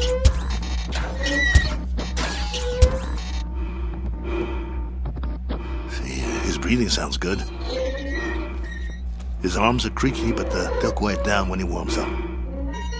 Look, beads of sweat are forming on his forehead. I told you these were good sweaters. Can you hear me, Max? Relax, boy. Let him warm up good, Paul. I'll tell you, the mechanical part is what worries me. I need to check his reflexes. Look, Steele, go put on the gloves, will you? Let's see if he can zero in on you, okay? Maxo, get your legs loosened up. Move around a little. Loosen up your jab, big boy. Don't rush him. If it don't work now, it won't work in the ring. All right, but just enough to check the jab. Set his controls so he doesn't counter punch. Good idea. Okay, hold still, Maxo. This won't hurt a bit. Okay, that's as low as it'll go. I don't think his systems like it, though. You know, if that cracked eye quits, he'll be very vulnerable. Look, Steele, start circling him and see if he can follow you. Come on, Nexo. Look at me. I'm moving in. I want to get you. Block my punch. Oh, man, they're gonna hear that in the back row. That's good enough for now. We know it works. Steele, he's gonna get more than one punch thrown at his head. He'll outdance him to keep clear. Give him more power to his legs. Those cables are bandy. I don't like doing this. There's not much tension left in them. He seems to be moving all right. Yeah, but, boy, a heavy wind might knock him over. Put him on automatic. Oh, no. Come on. Let's not push our luck. Do it. All right. Here goes nothing. Maxo, gloves up. That's it. Beautiful. Now, let's see if he can move in for the kill. Kelly. Steele, no. Leave his systems on defense. He might have a couple of rounds if we leave him on defense. It takes less energy. You know, he's gonna get beat to pieces if we let him move in. No, do it. You use your head? He's a B2. He's gonna get slaughtered anyway. Look, if we let him go on defense, we might be able to salvage him for pieces. Nolan paid to see him on offense. It's in the contract. Activate his jab. Come on, it doesn't have any lubricant in it. Do as I say. All right. Activating the jab. Shut him down. Shut him down.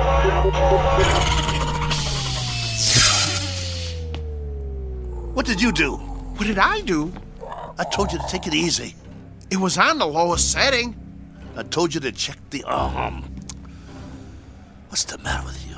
So help me if you broke that arm. If I broke it? Yeah, you. Look, Steele, I kept this heap running on borrowed time for 3 years now.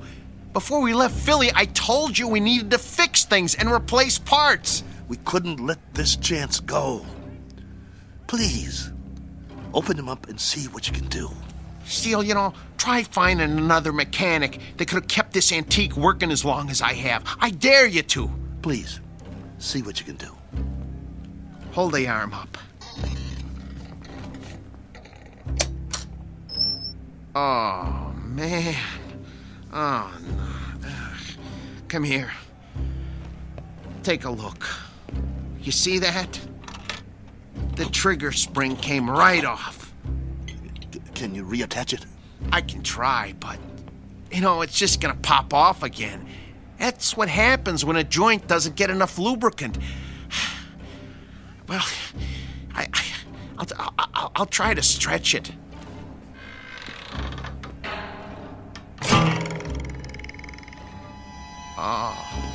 Oh, nuts. Oh. Well, that's that. No. One jab too many. We gotta do something. What? Fix it. I can't. You just can't fix a spring. Once it can't spring, it ain't a spring no more. I told you it was getting ready to break, and to get a new one last year. He's got to be fixed if he's going out there, and he has to go out there. They fronted me the monorail fare. Steele, he needs a new spring. Nothing else will work. Well, can't you get another spring? Where? They don't make them anymore. It's a special spring. I can't just take one off a washing machine or something. Quiet. Yeah? 10 minutes.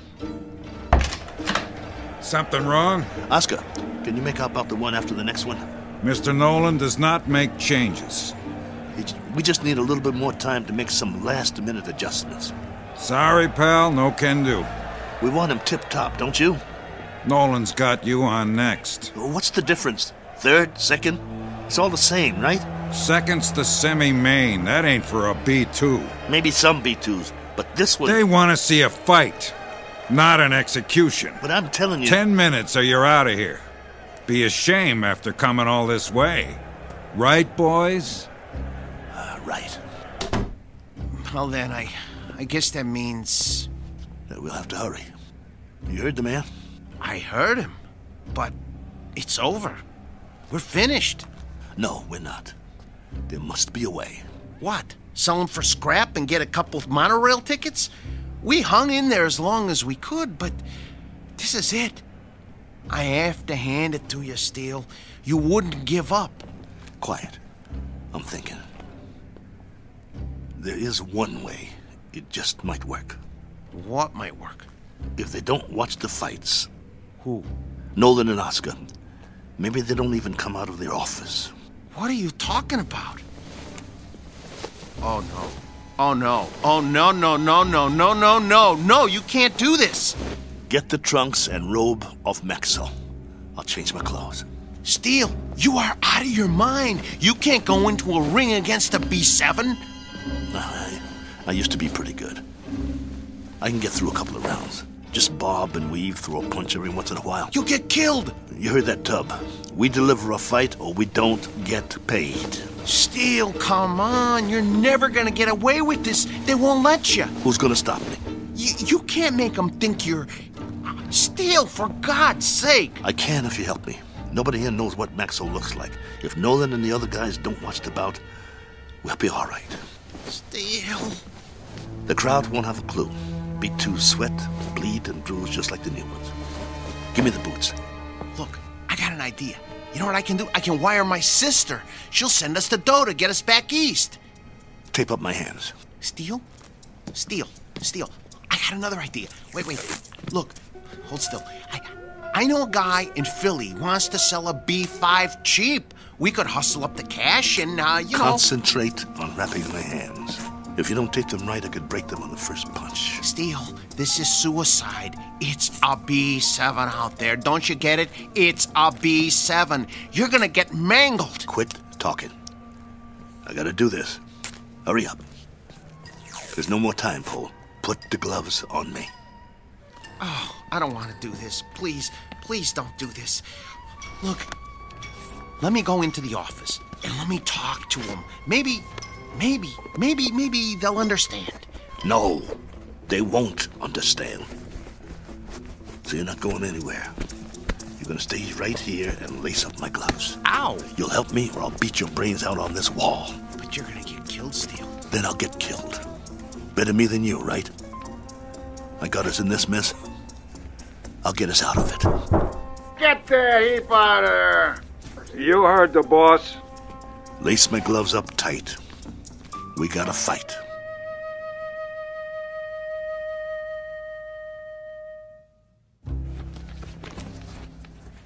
That's it, Paul. Tie him off tight. Oh, you really want to go through with this? Yes. Let's go. How do I look? Like a broken down old fighter. So I'll pass for a B2? That's what I said. You look like a broken down old fighter. Here. Let me put a towel around your neck. Pull up the hood on my robe, too. I'll keep my head down so they can't see my face. You better do that in the ring, too. Let's go.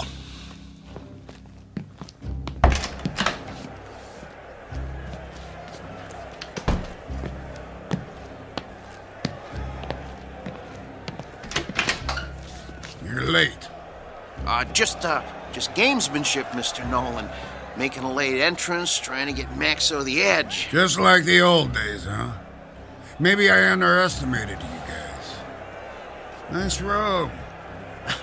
It's old school, you know? Genuine satin. No more stalling. I got a full house out there. Right. Come on, Maxo. Let's show him what you can do. Hey! What? Where's that... What's his name? The owner. Oh, you mean Steele? He's already out there. We're one step ahead of you.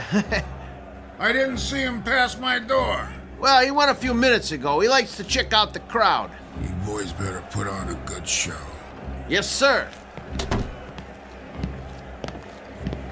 Let me know when we get to the stairs. I got sweat in my eyes. I should have told him. If you had, I'd killed you. Okay, first step. Careful, Steele. Grab my waist. Wipe my eyes. Can't see my feet. Geez, Steele. You're already sweating like a pig. You'll have to towel me off between rounds, just like a real B2. Between what rounds? You won't last long. Whose side are you on? Steele, you're not up against some punch-drunk fighter. You're up against a machine. I said shut up. You're not gonna get away with it, though. They ain't seen a B2 in years. Nolan said so. Steele, you're never gonna pull this off. This is your last chance. Just get me to the ring.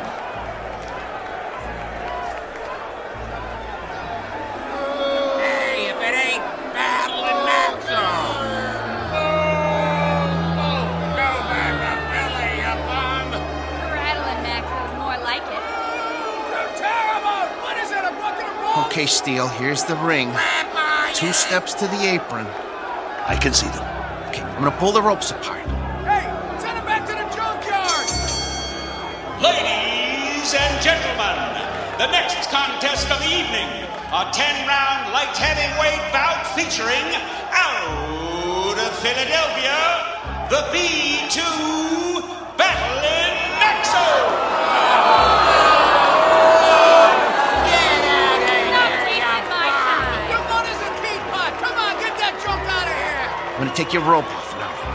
Keep looking at your shoes. Try not to blink. Stay in my corner. Of course I will. Breathe through your mouth. Come on. Little breaths. Come on. Breathe.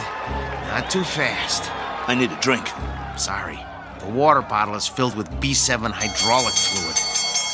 And now, entering the ring, his opponent, our own B7, the pride of Kansas, the Maynard Flash!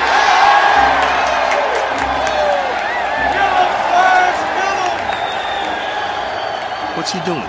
He's jumping up and down on his toes. I never saw a robot do that before. Must be a new gimmick. Big deal.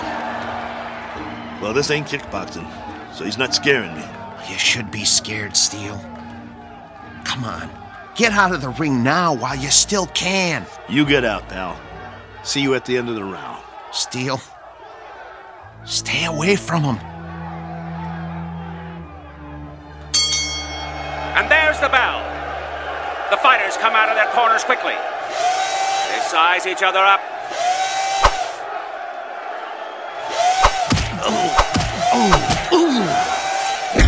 Oh, the Flash landed a vicious right.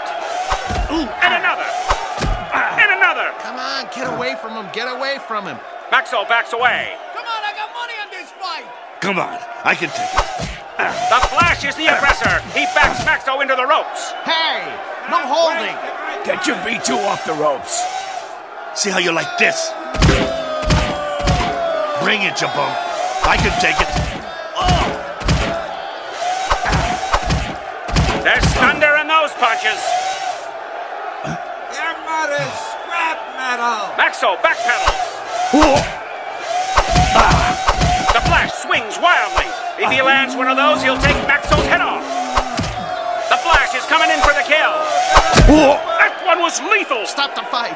Come on, somebody stop it. Stop it.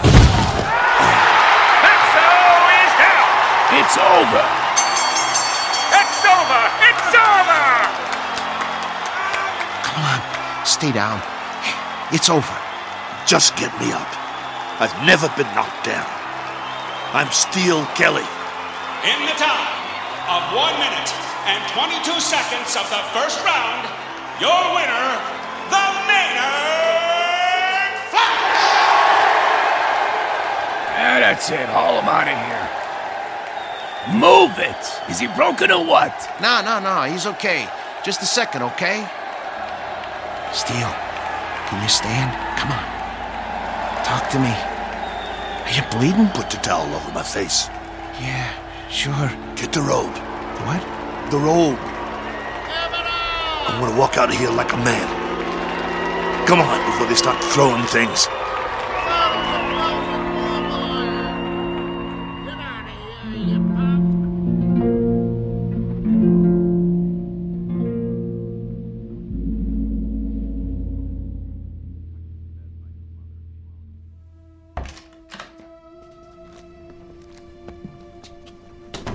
Come on.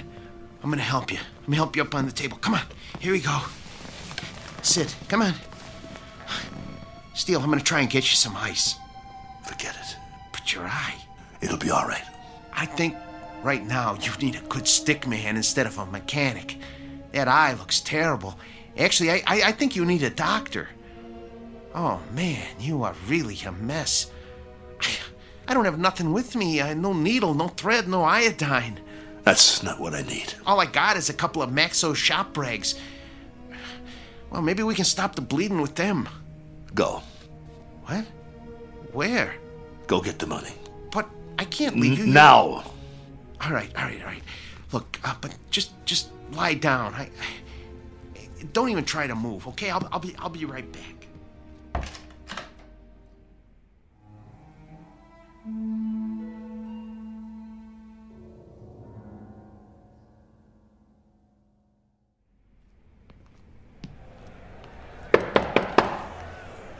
Yeah?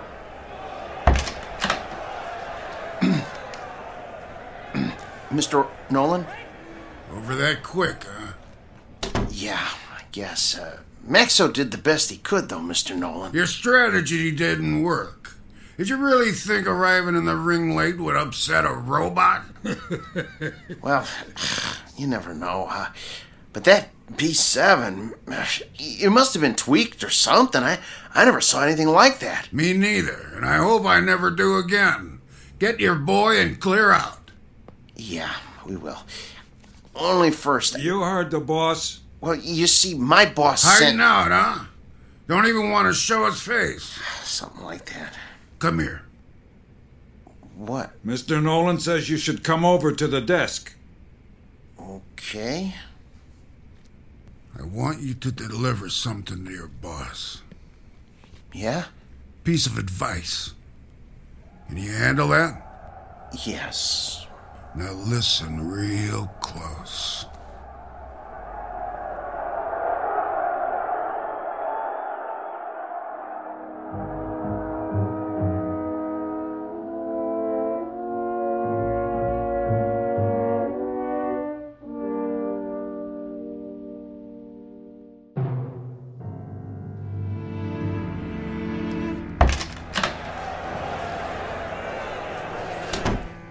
You get it? Steel. Well? Here. This all he gave you? Where's the rest? Well, that's what he gave me. This is just enough for monorail fare back to Philly. Well, he said he wouldn't pay for a one-rounder. What do you mean? Come on, take it easy. No. Here, let me see your hand. Oh, man. Did you break your wrist? He can't do that. Steel, that's it. He's got a bunch of thugs in that room now. I'll go in there. You can't. If he sees you, he'll know what you done. But the contract says... I'm supposed to deliver a message to you, too. He said to tell you. You're lucky he doesn't run us out of town on a monorail. And if you ever show your face in town again, he said you won't be so lucky the next time. Help me up. Just stay seated. I'll get you a drink of water. I don't need water. That's all there is. Look, we gotta get that wrist set. I can make you a sling. For now, just try not to move it. We'll go back by bus. By bus? Come on, you're not listening to me. Look, just hold still. If we go by bus, we'll save money. We'd have enough to get Maxo a new trigger spring and a lens for his eye and some silicone Teflonic joint lubricant. He'll be good as new again. All right, Steele. Anything you say. Then we'll be all set. Maxo will be in shape again, and we can get us some decent bouts. That's all he needs. A little work, huh? That'll shape him up. We'll show him what a top B2 can do. Old Maxo will show him. He'll show everybody. Right? Right? Sure, Steele. Sure. Now let's get out of here. Take it slow. I can walk. I know you can. You're a tough guy. But put your hand on my shoulder. That's it. Don't worry about Max. I can pull.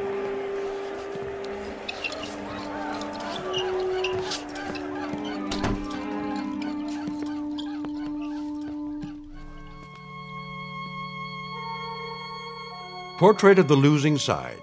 Proof positive that you can't outpunch machinery. Proof also of something else. That no matter what the future brings, man's capacity to rise to the occasion will remain unaltered.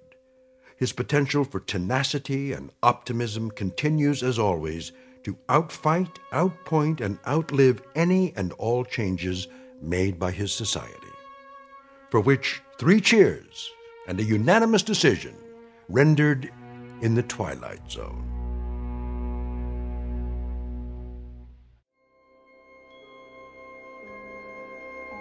Hi, this is Carl Amari, producer of the Twilight Zone radio dramas. I'd like to take a moment to tell you about our official website at twilightzoneradio.com, where you'll get the latest news and information on these Twilight Zone radio dramas. Plus, at twilightzoneradio.com, you can digitally download 3 free episodes or any of our episodes for only $1.95 each. In this age of ever-changing technology, we've decided to make these episodes instantly available to you by making the Twilight Zone radio dramas a digital download-only series. This means that this series will no longer be offered on CD. The CD collections at our website are now being offered while supplies last at buy one, get one free. So be sure to get your favorites before they're sold out. Be sure to visit us often, and I'll see you in the zone.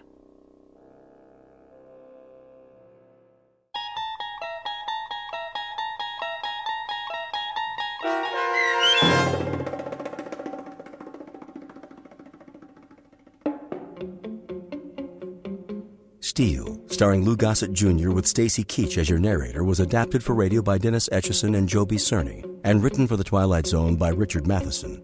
Heard in the cast were Joby Cerny, Danny Goldring, Rich Komenich, Sam Darrence, Pat Fraley, Tim DiDavo, and Jennifer Joy. This copyrighted radio series is produced and directed by Carl Amari and Joby Cerny for Falcon Picture Group.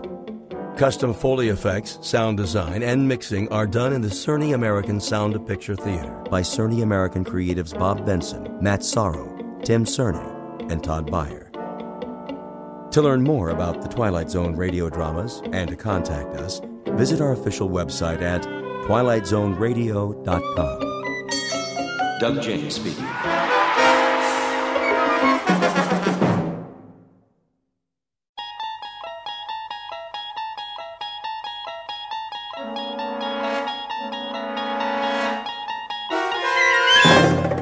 You're traveling through another dimension.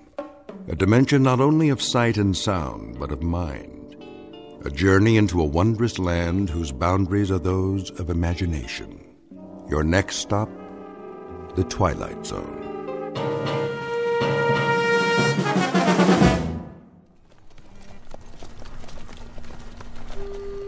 Have them water the horses first. Some of them need shoeing. Well, there's a blacksmith shop.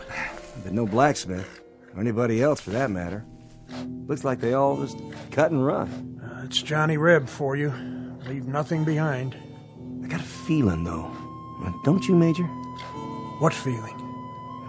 Like eyes. Eyes? Where?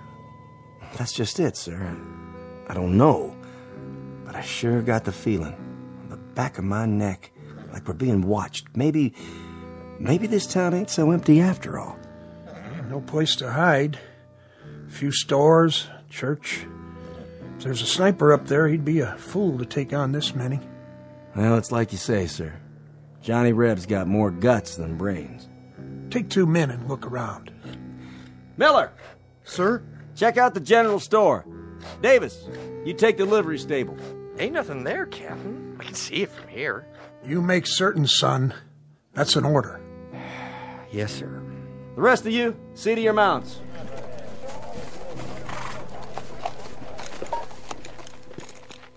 Well, I'll be. Will you look at that?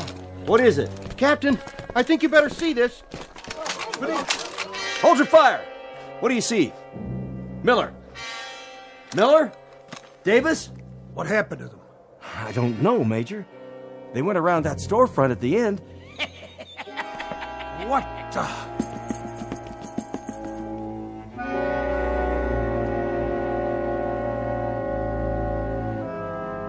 The time is 1863. The place is a valley in the state of Virginia. The event is a mass bloodletting known as the Civil War, a tragic time when the country split into two fragments, each fragment deeming itself a separate nation. It's been a long and brutal slaughter with no end in sight, and those who survive have learned to expect the unexpected. But in just a moment, the captain and the major and their entire company will make contact with an enemy they cannot defeat, in an outpost not found on any military map, an outpost found only in the Twilight Zone. And now, The Twilight Zone and our story, Still Valley, starring Adam West, with Stacy Keach as your narrator.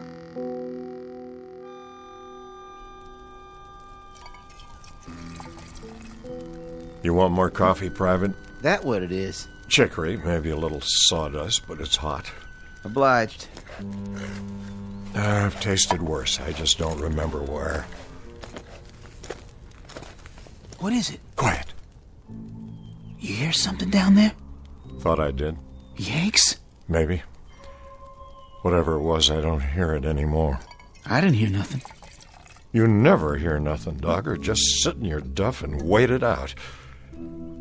Where's your carbine, soldier? Huh? Oh, it's over there. A lot of good it'll do you laying on the ground. What do you mean? What if the Yanks showed up? What'd you do? If the Yanks was here? You reckon you know how to work this thing? Yeah, I know how, all right. And if you pull the trigger, you reckon it'll fire? I reckon. Then show me.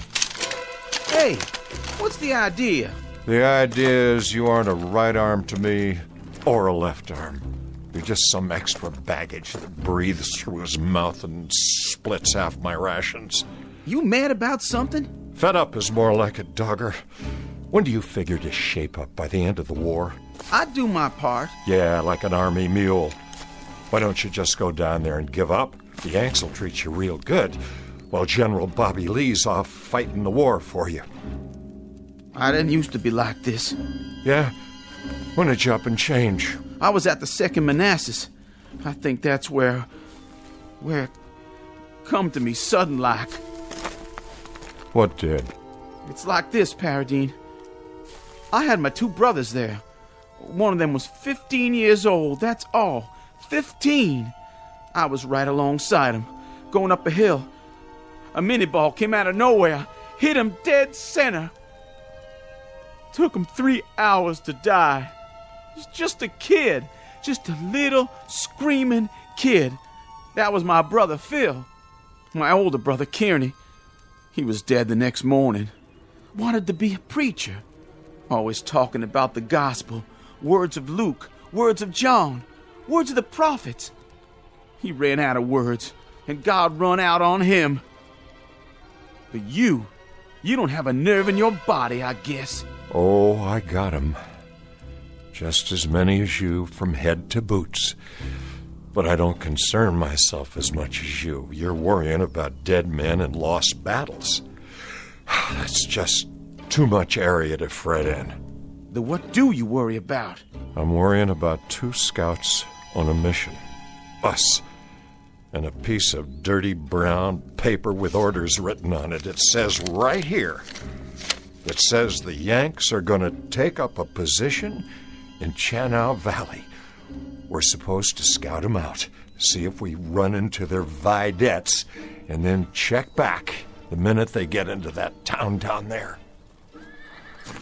You hear him again? Sure do. Yanks? Yanks, probably. Horses, positive. How many?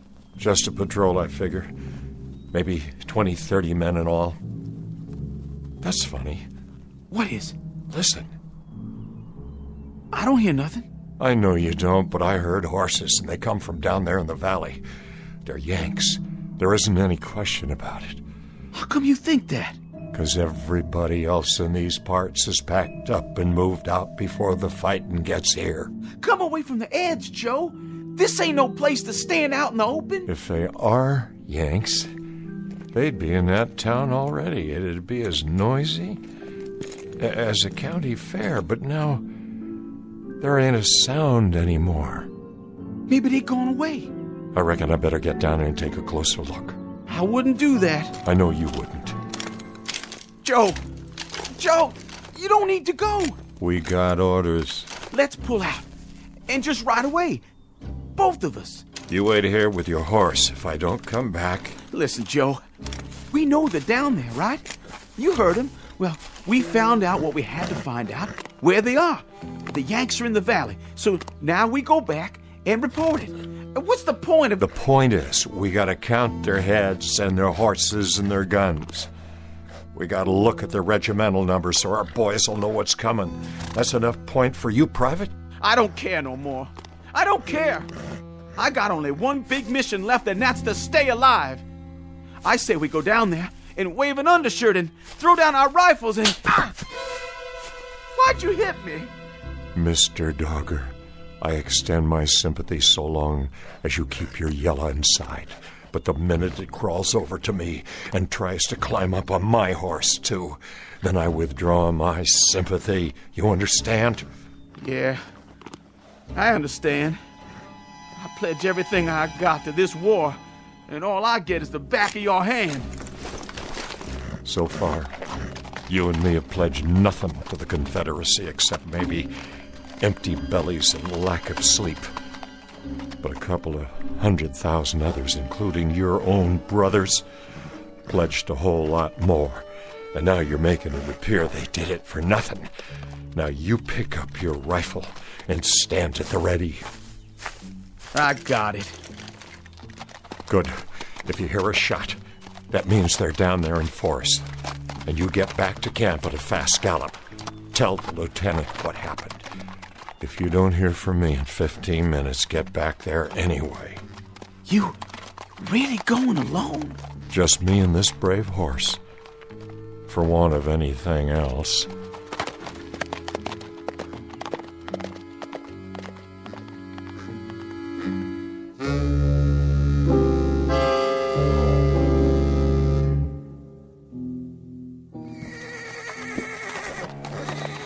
Easy, horse, easy. That's only church bells. Must be the wind. Has to be the wind.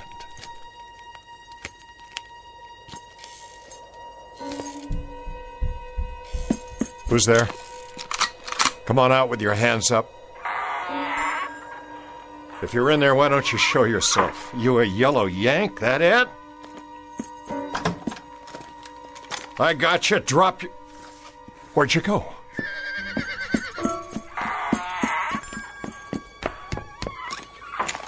If there's a yellow Yankee hiding in one of these stores, you better come out right now. I'm taking you prisoner. Put your hands in the air, or I'm coming in. I'll blow you to kingdom come, I swear. Ain't no Yankees, just me. You come close to dying, old man. Did I now? You better start talking fast. What would you like to hear? Some answers. Tell me who you are and what you're doing here. I was about to ask you the same question, son. When I first seen you come up the street, I thought you was a Yank. You don't know how close you come to dying. What were you going to use, Grandpa? You're not carrying a gun. Don't need a gun. Been doing just fine without one. What you got a hold of there? What's it look like? You seen a book before, haven't you? That Bible's pretty heavy to throw, all right. I reckon you could knock out the whole Union Army with it. No, this ain't no Bible.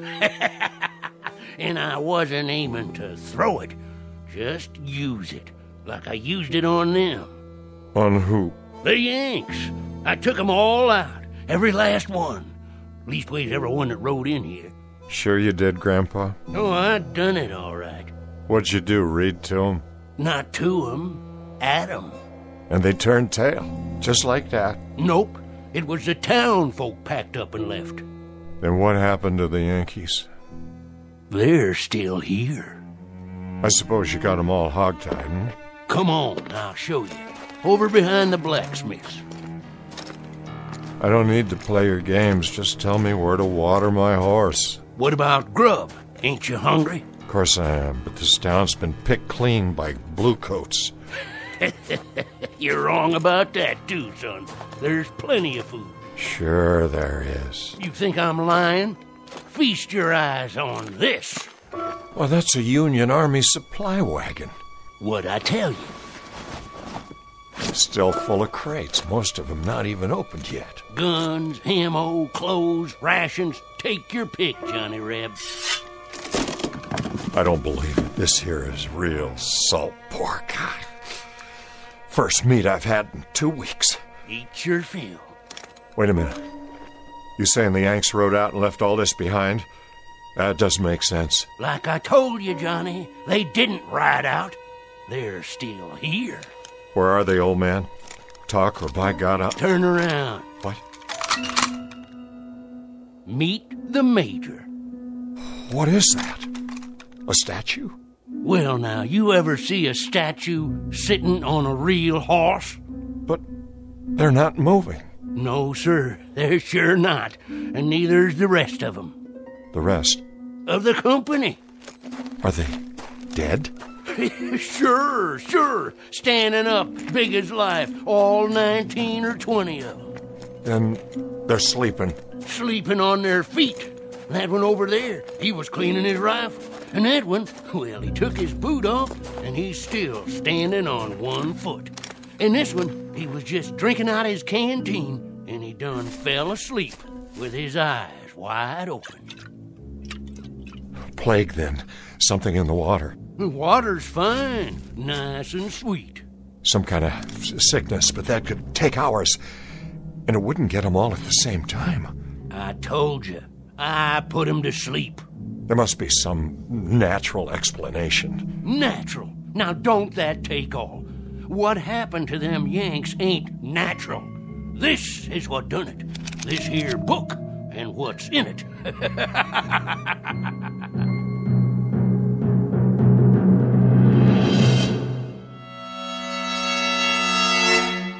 Give me that book. No, you don't, Johnny. This here is still my book for now. Hey, Yank, wake up. I'm the only one can do that. This is crazy. They must be asleep. No wounds, not a sign of blood. Go on, wake up. None of you are dead. Wake up, Yanks. I'm taking you all prisoner. I told you. It has to come out in this book. But you don't believe me. You think I'm lying. I didn't call you no liar. This here is what done it. Give me that. Now you gone and done it. What kind of book is this? Can't you read, Johnny? The front of it says witchcraft. You better be real careful. Dropping it in the dirt? That wasn't bright of you. That wasn't very bright of you at all. Anything happens to this, you'll be in a real fix. Listen, old man, I expect you're harmless, but I got no time to fiddle with black magic or any other old men's games. Games? Games, you call it? And here in front of your eyes stands the enemy. Not a twitching, not even a moving an eyeball. Now look, old-timer, I flat out don't understand this. I don't understand it at all, but there's a war on. I got no time to just stand here jawing. I'll take my book back if you don't mind. Here, good riddance. All ye horsemen and ye footmen conjured here at this time, I command you to be still.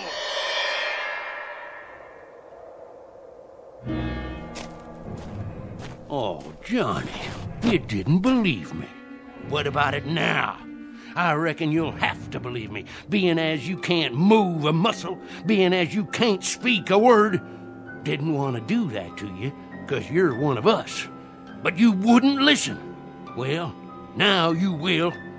Look at this one right here, for instance. Standing up straight as a ramrod. He's a major by his stripes. And he's carrying his marching orders. Says this here's just an advance party. Soon as the rest come by, I'll do the same to them, too. You listening, Johnny? I know you can still hear me, 'cause I only used half the power. Now, let me introduce myself and tell you my story. Name's Teague. I'm a witch man, and my pappy was a witch man afore me. He was the 7th son of a 7th son, and I was his 7th son. I know conjure stuff forward and backward, up and down. It's my living. Folks in Channel make fun of me, like they did my pappy, but they buy my charms. Things to bring love or hate if they hanker for 'em, cures for sick hogs and calves, sayings to drive away fever. All them things I done for Channel folks all my life. You understand? If you finally got it, blink your left eye. Good. That's good. Now you can move again. I'll say the words. Ye lone horsemen conjured here in this spot, ye and ye alone may pass on.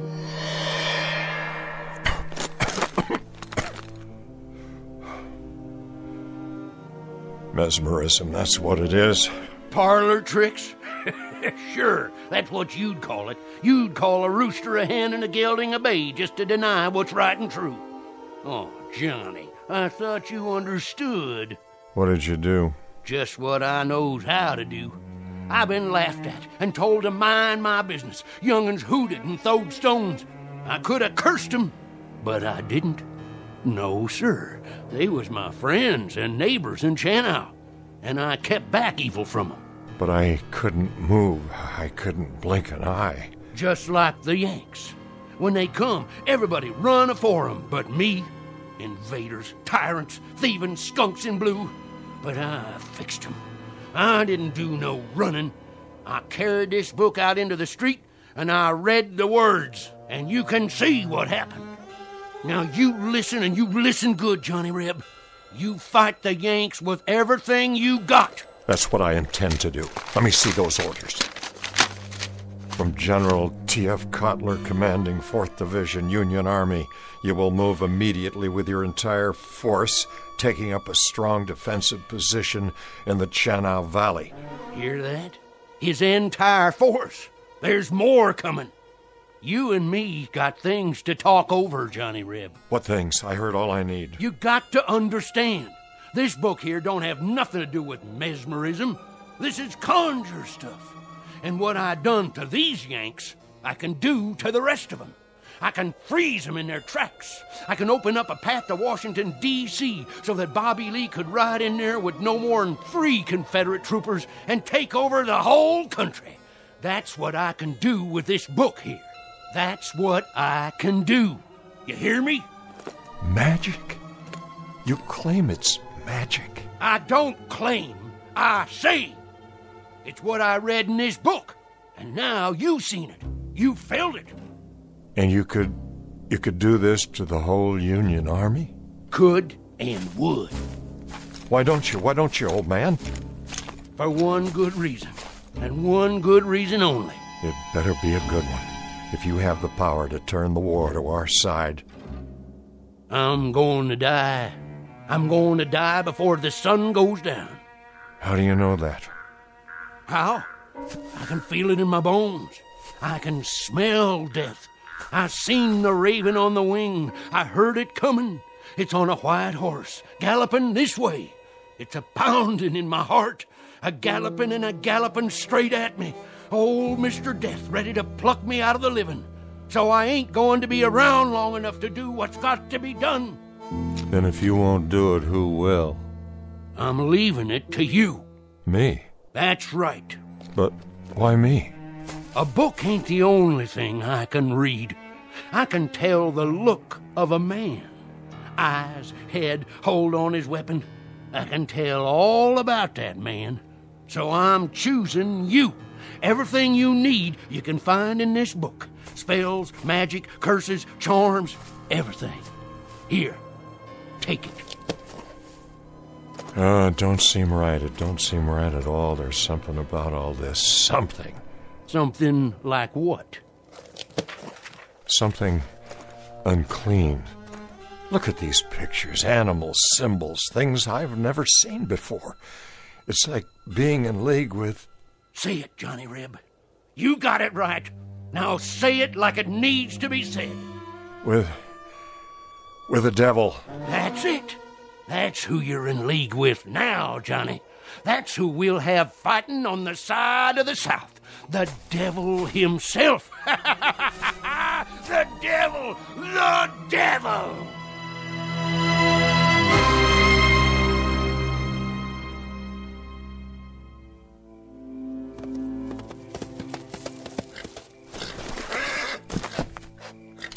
Halt!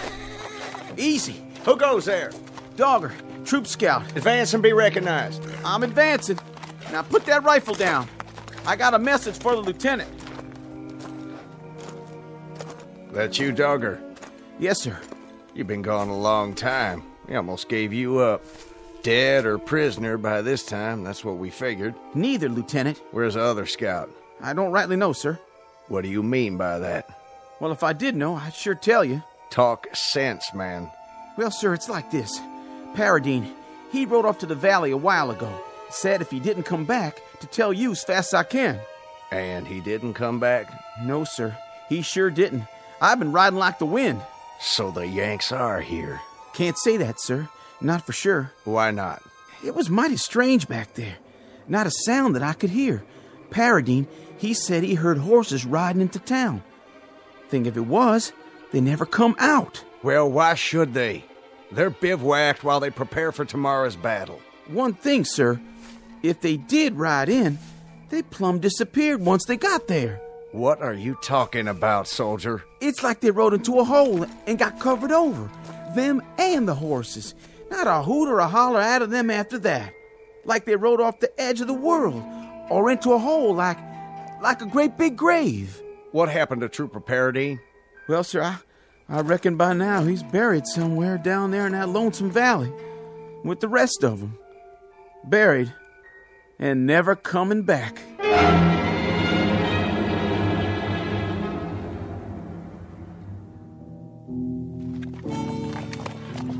Good girl. Drink your fill while I do the same. Johnny, where'd you go? Filling up my canteen, old man. Sorry, Johnny. Must have dozed off. That's okay. Stay lying down. You don't look so good. Almost sundown. Not much time. Oh, now there's plenty daylight left. Drink of water? Thank you kindly.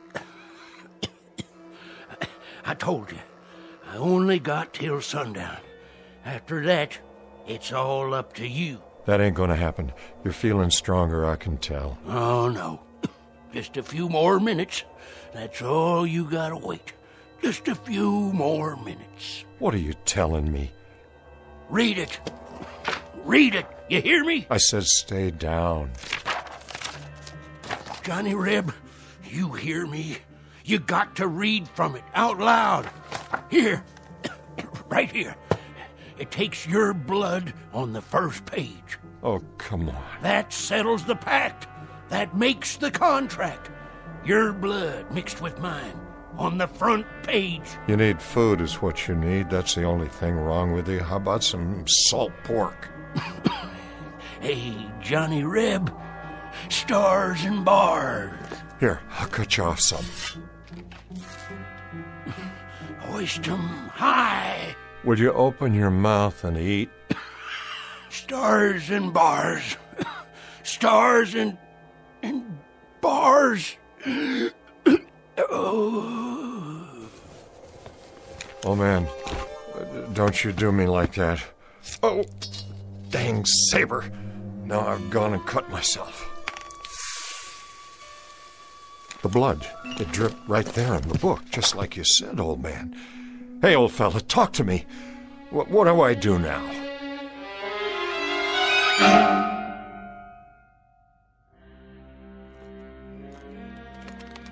Who goes there? Paradine. Let him through. That's the other scout. Lieutenant, he's here.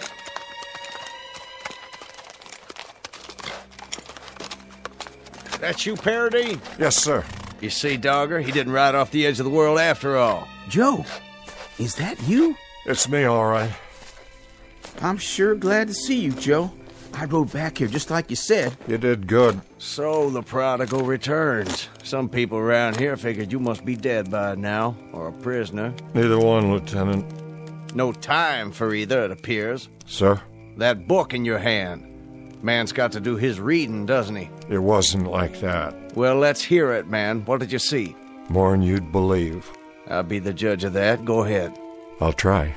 Where are their advance people? In the town. And the rest of their forces? The main body was spread out behind 2,000 men at least. 60 guns, 1 troop of cavalry, maybe 50 supply wagons. You drunk or something, Paradine? Not a drop, sir. There hasn't been a sound from that valley all day. Not one sound. Lieutenant, you got every reason to call me crazy. But the reason you didn't hear them is because they're asleep. Why, of all the... Put to sleep by magic, black magic. It's all in this book here. There was an old man, Teague by name. He done it. Then he give me the book so I can carry on. Paradine, this is an order. You're to take yourself to bed on the double. You're to sleep the night, make your report to me in the morning. This is my report, Lieutenant. There's practically a division of Yankees down there, and they're dead on their feet, not moving a muscle, just standing right out in the open, big as you please, or sitting straight up, the same as they were when the spell hit them. Spell? What spell? It's in the book here. I swear to you. I won't call you mad, Paradine, or drunk. I'll wait till morning, but if you haven't changed your story by then, I'll be ready to charge you with one or the other. You want proof? Of what? A daydream? Here's what you do. In the morning, you send a patrol down there and take a look at the main street of that town. And what will they see? Just what I said. But in the meantime, I think I've done something that'll prove it to you quicker. Where's Mallory's troop? Mallory's not back yet. They went up to the North Ridge late this morning. There was Yanks camped up there. Company's strength at least, wasn't there? That's about what we figured, but what's that got to do with it? It's got everything to do with what I said. This book. On the way back here, I read from one of the pages out loud like the old man told me. I wanted to kind of test it, so I conjured up a spell, and I pointed it up there toward the ridge. That's enough. I've heard all I care to hear. Who's that? Sounds like the troops are back. Who's there? Mallory, where's the lieutenant? Now you'll know I've been telling the truth. Sir, reporting in. Glad to see you, Mallory. Warm yourself by the fire, then maybe you can clear something up for us. Paradine here says... I just saw something I can't explain. No more than any of my men can explain it. And they saw it too. We walked up to that ridge in a skirmish line, scared out of our boots because it was so unearthly quiet. We figured the Yanks were waiting for us just beyond the parapet. They were waiting all right, but not for us. Standing straight and tall, guns to port, and frozen like statues. You mean they were dead? Not dead. Not dead and not alive. Just frozen stock still like rocks. You could see them in the moonlight, not moving. They could have been markers in a graveyard made out of granite. I swear I don't know what could do a thing like that, and I hope to God I'll never find out. Lieutenant, this is what done it. What's that? A book, but not just any book. Paradine, are you trying to tell me... You heard what he said. If that's true, if it's all true, then this is the devil's work. What's this all about? Is somebody gonna tell me? An old man gave me this book. A witch man. You're right, Lieutenant. It is the devil's work. I know that, too. But maybe it's time we called muster on the devil. Maybe that's all that's left to us. We ain't got enough guns. We ain't got enough food. We ain't got enough anything. We're losing, Lieutenant. The Confederacy is cracking up into pieces in front of our eyes. It's bleeding to death every day. There isn't enough blood left in our veins to change things. And the ground won't hold anymore when that runs out. I don't know much about church things. And I don't know anything about Satan. All I know is that we had a cause. And it's dying right in front of us. Then, Paradine, please open the book and read what's got to be read. Say it loud and make it good for every Yank army in the field. Freeze them or put them in the ground, but make it good. I'll give it a try. Satan, I call upon ye in all your power and glory. I call ye in the darkest hour of my need.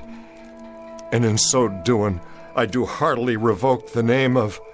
Go ahead, Joe. Finish it. I don't know if I can. You can do it. It calls upon us to revoke God. Give it to me, then.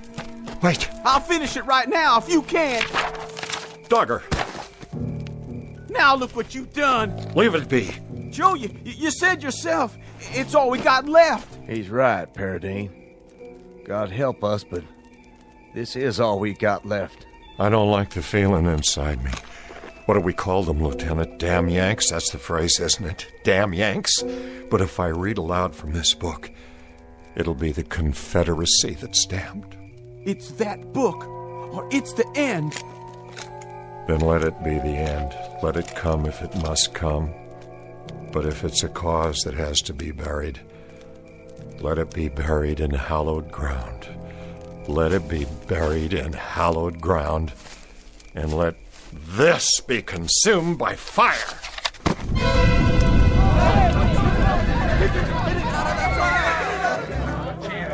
Let it burn, boys. Maybe he's right. Let it burn.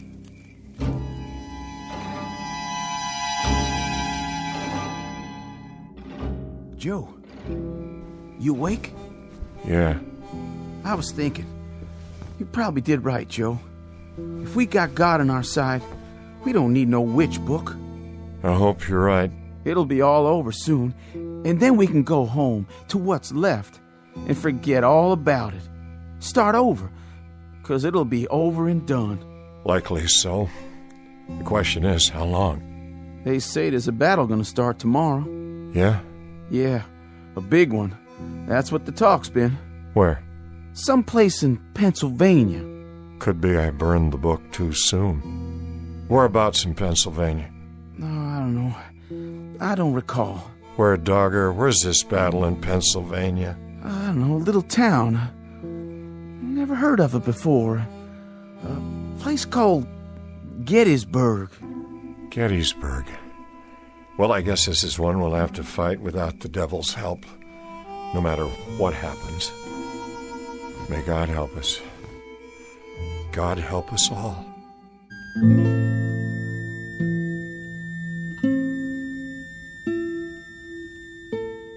In a time to come, during what will be Joseph Paradine's old and garrulous years, he'll tell anyone willing to listen that the Civil War wasn't lost at Antietam or Gettysburg or Shiloh.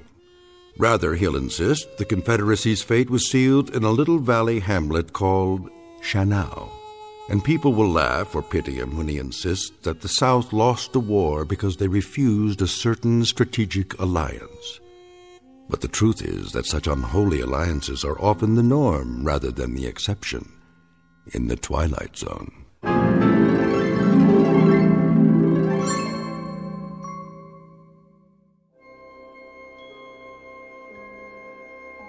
Hi, this is Carl Amari, producer of the Twilight Zone radio dramas. I'd like to take a moment to tell you about our official website at twilightzoneradio.com, where you'll get the latest news and information on these Twilight Zone radio dramas. Plus, at twilightzoneradio.com, you can digitally download 3 free episodes or any of our episodes for only $1.95 each. In this age of ever-changing technology, we've decided to make these episodes instantly available to you by making the Twilight Zone radio dramas a digital download-only series. This means that this series will no longer be offered on CD. The CD collections at our website are now being offered while supplies last at buy one, get one free. So be sure to get your favorites before they're sold out. Be sure to visit us often, and I'll see you in the zone.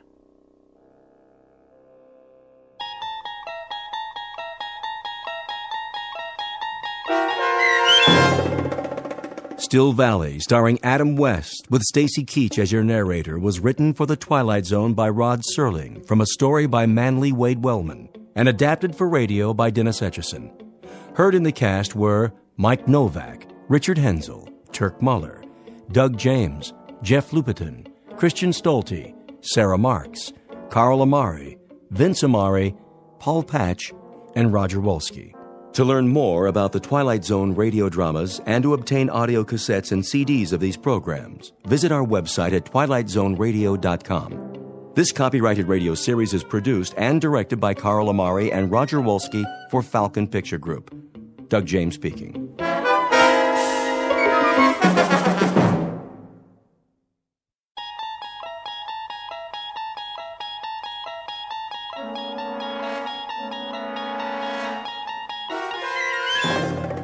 You unlock this door with the key of imagination.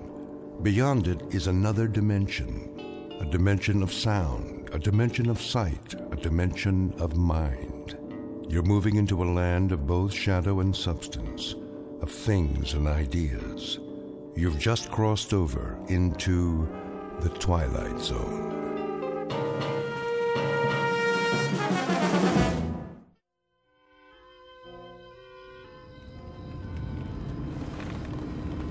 Will you slow down? Yes, sir. Anything you say, sir. Just get us home in one piece. Your wish is my command. Some party, huh? It was your idea. Oh, I wouldn't say that. They're as much your friends as mine. A regular barrel of laughs. You have to admit, every time Walter does his Barbra Streisand impersonation... Pull over. It's not that much farther. I mean it, Millie, or I'll throw up all over the dashboard. Put your head between your knees, take a deep breath. Now! Okay, Bob, I'm pulling over. Stop.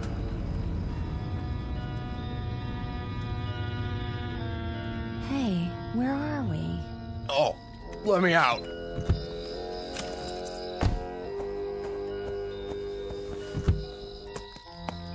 Bob, I thought you were my navigator.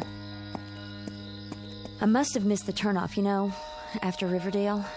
That's right. Blame me. I'm not blaming you. You had the map. Don't talk. You should have told me you weren't paying attention. Now look where we are, in the middle of nowhere. Oh, my head hurts. Want me to put the top down? Some fresh air? I just want to go to sleep. All right, get in. Hurry up. Will you look at that? All those stars. I never knew there were so many. We don't see stars like that in Manhattan.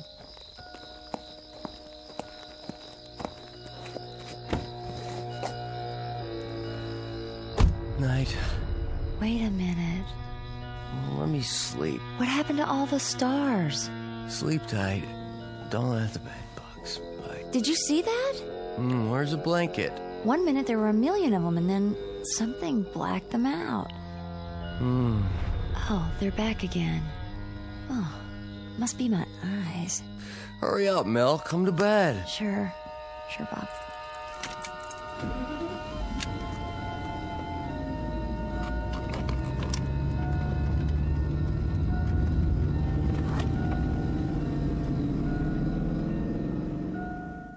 Bob and Millie Fraser, two average New Yorkers who attended a party in the country and stayed too long.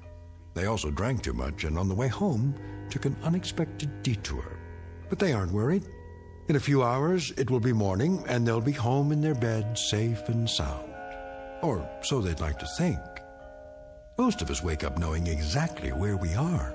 The rooster or the alarm clock brings back the familiar sights and sounds of home and the comfort of another day's routine. But our young friends are in for a surprise. Tomorrow is going to be a day like none other, as they spend it in the Twilight Zone.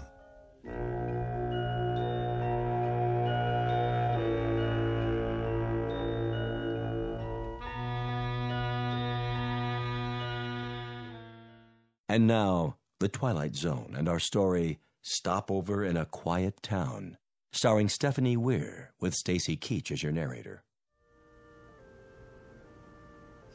Bob? Reveille, Tiger. What?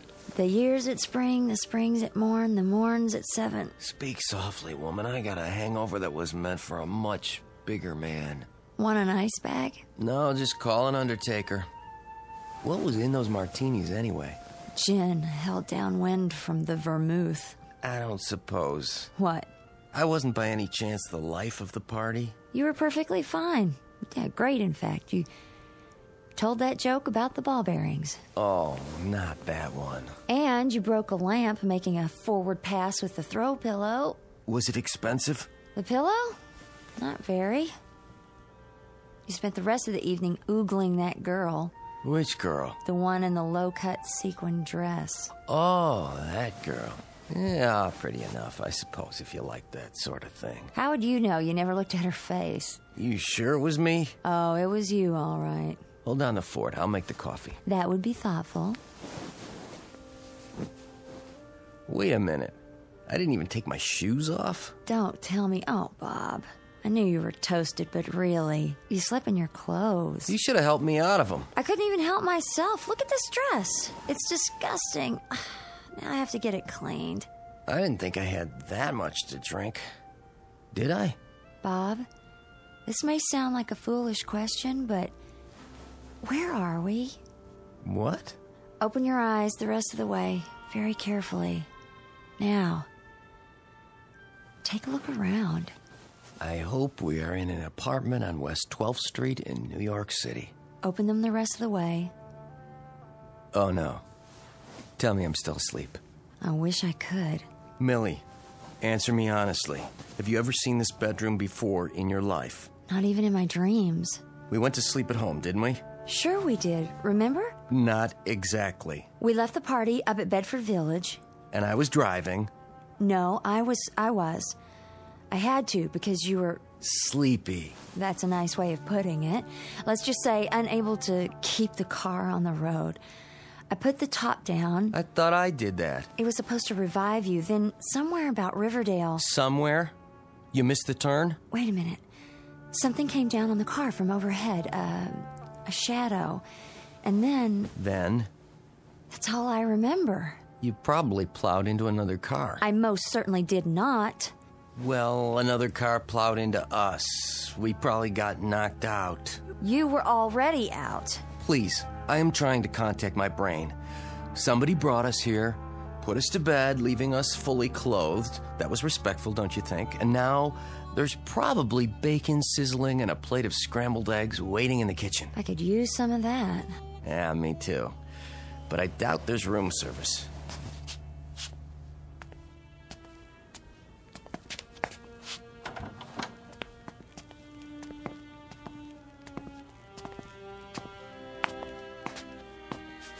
I don't smell any coffee. Hello? Anybody home? Good morning. No scrambled eggs. And the cupboard was bare. They must have gone out so we could sleep it off. The future of casual living. Pretty trusting types. First things first, the phone. At least I can find out where we are. Is information 411? I don't know. Just dial 0 for operator. Why can't I get a dial tone? Go easy. You'll break it. Bob! I hardly touched it, I swear. Now we'll have to replace it. No, we won't. The phone company does that. Look at this. It wasn't even wired to the wall. How do you figure? Maybe they didn't pay their bill. There aren't even any screws. It was glued on or something. We'd better leave them a note. Got a pencil? Nope. I don't even see a pad. Must be one around here somewhere. I'll look in the drawer. You do that while I try to stick this thing back to the wall. She's not a very good housekeeper. The drawers stick. Bob, would you give me a hand? Just pull. This drawer, it isn't real. Let me see that. Careful. Some kind of veneer. Just a facade glued on. They all are. The cupboards, too. What is this? A movie set? Could be a model home, the kind they build to show people. Who builds them? Real estate companies. People come in, they walk through, decide to buy, then they build them to order. Check the refrigerator. Just empty cartons. No milk, no eggs, and this bread isn't real. Nothing but cardboard inside. Well, that's what I call low carb. It's like a prop. Everything is. Let's get out of here.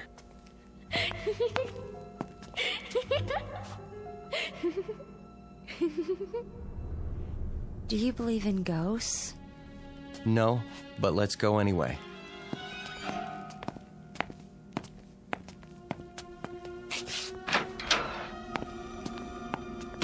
The other houses look normal enough. Nice neighborhood. Neat as a pin. Hey, kid! Where'd you go? You heard her too. I guess she went somewhere else to play. What do we do now? Go to the car and drive ourselves home. Sounds like a plan, except for one thing. What's that? Where's our car? You're right. It's not parked in front. And unless my eyes deceive me, it's not anywhere on this block. Great. We got helped by a good Samaritan who helped himself to our car. Maybe they needed it to go somewhere? Sure. They went to pick up a couple breakfasts to go. If we're lucky, they'll fill up the tank while they're at it. But meanwhile, whoever put us up for the night isn't here. Hey, we'll try the neighbors. Which one? Take your pick. One of those across the street with the trees in front. They look lived in. Lead on. I wish I could remember how we got here. Yeah, you and me both. It's all blank. This isn't like me. I'm not given to blackouts myself, and I never heard of a case where two people blacked out simultaneously. Does this remind you at all of the Coney Island Spook House? Too quiet. It is. No traffic, no people. Not even any birds singing. Now that is strange, wouldn't you say? Yeah, it is. No sign of life. Maybe they're all at work. Or they're being considerate of your hangover. Lay off. If you'd been sober enough to drive, we'd be home now, instead of wherever this is. Hicksville. It's bigger than that little town you were born in. I at least had the sense to move to New York. How these yokels stand all this peace and quiet, I'll never know. Do you mean all the yokels who are gawking at us right now? Where? My point exactly. Not a soul. Well, what do you expect? That's the way it is in small towns. They peep from behind curtains, over the backyard fence, through the keyhole if they have a chance. I'll take the big city any day. At least you know when you're being stared at. There's one citizen who's not afraid to stare. What? There in the tree. Is it a squirrel or a chipmunk? Squirrel. You can tell by the bushy tail. Isn't he cute? Well, hi there, little fella. Honey, come on. I think he's tame. Big deal. Come look. Isn't he sweet? Yeah, a real doll. Careful, he might have a disease or something. Oh, such big eyes. He doesn't even blink. Oh, nice baby. Come here. You don't have to pet it. Bob! Now what have you done? Nothing. I touched it and it fell over, dead. Well, you didn't kill it if that's what you're thinking. This thing's been dead for years. How can you tell? It's stuffed. Why would anyone want a stuffed squirrel in their front yard? Might have been a pet once upon a time. Well, that's no way to treat a pet, even a stuffed one. Leaving it out in the weather this way. Mill, don't ask me why anybody does anything in this hick town. Keep your voice down. You'll hurt their feelings. Tough. Where are you going now? To the front porch. For what? What do you think? First, I'd like to find out where we are. Second, I'd like to use a real phone. And third, I'd like to beg, borrow, or steal an aspirin.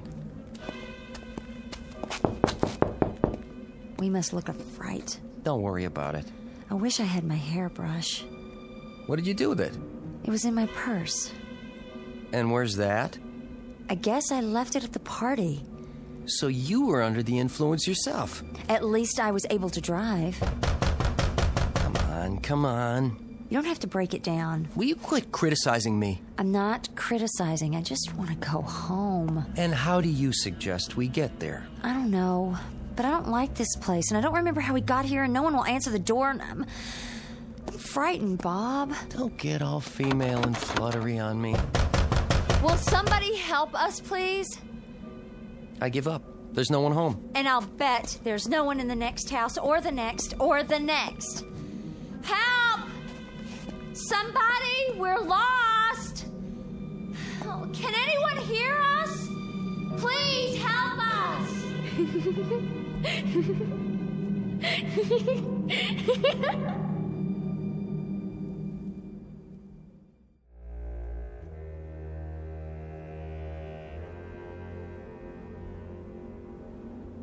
What was that? Someone laughing. The child we heard before. Where did she go? Maybe she's shy. At least we know the town's not completely deserted. No, they're only hiding. They don't trust strangers. A good policy, neither do I. Could be they all went to one place. Oh, really, Bob? Town meeting or something.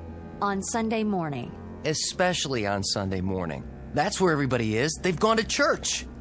Now all we have to do is find it.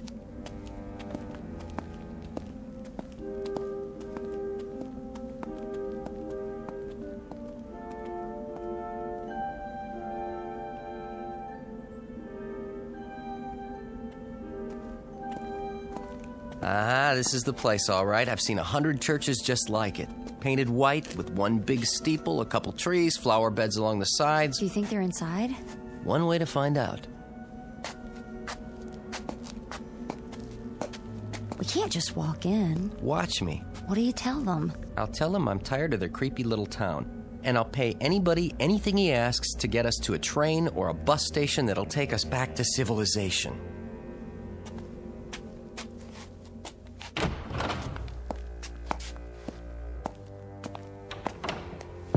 I don't see anybody. This is just the vestibule. They're all on the other side of those doors. Awful quiet. I thought they'd be singing hymns. Maybe they're praying. We'd better wait. Time waits for no man. Here's the church, and here is the steeple. Open the door and see all the... Well? Nobody. What now? I know. This'll bring them. Wait, what are you gonna do? Ring the church bell. It's the oldest distress signal in the books. Need some help? I've got it. Look outside. See if anybody's coming.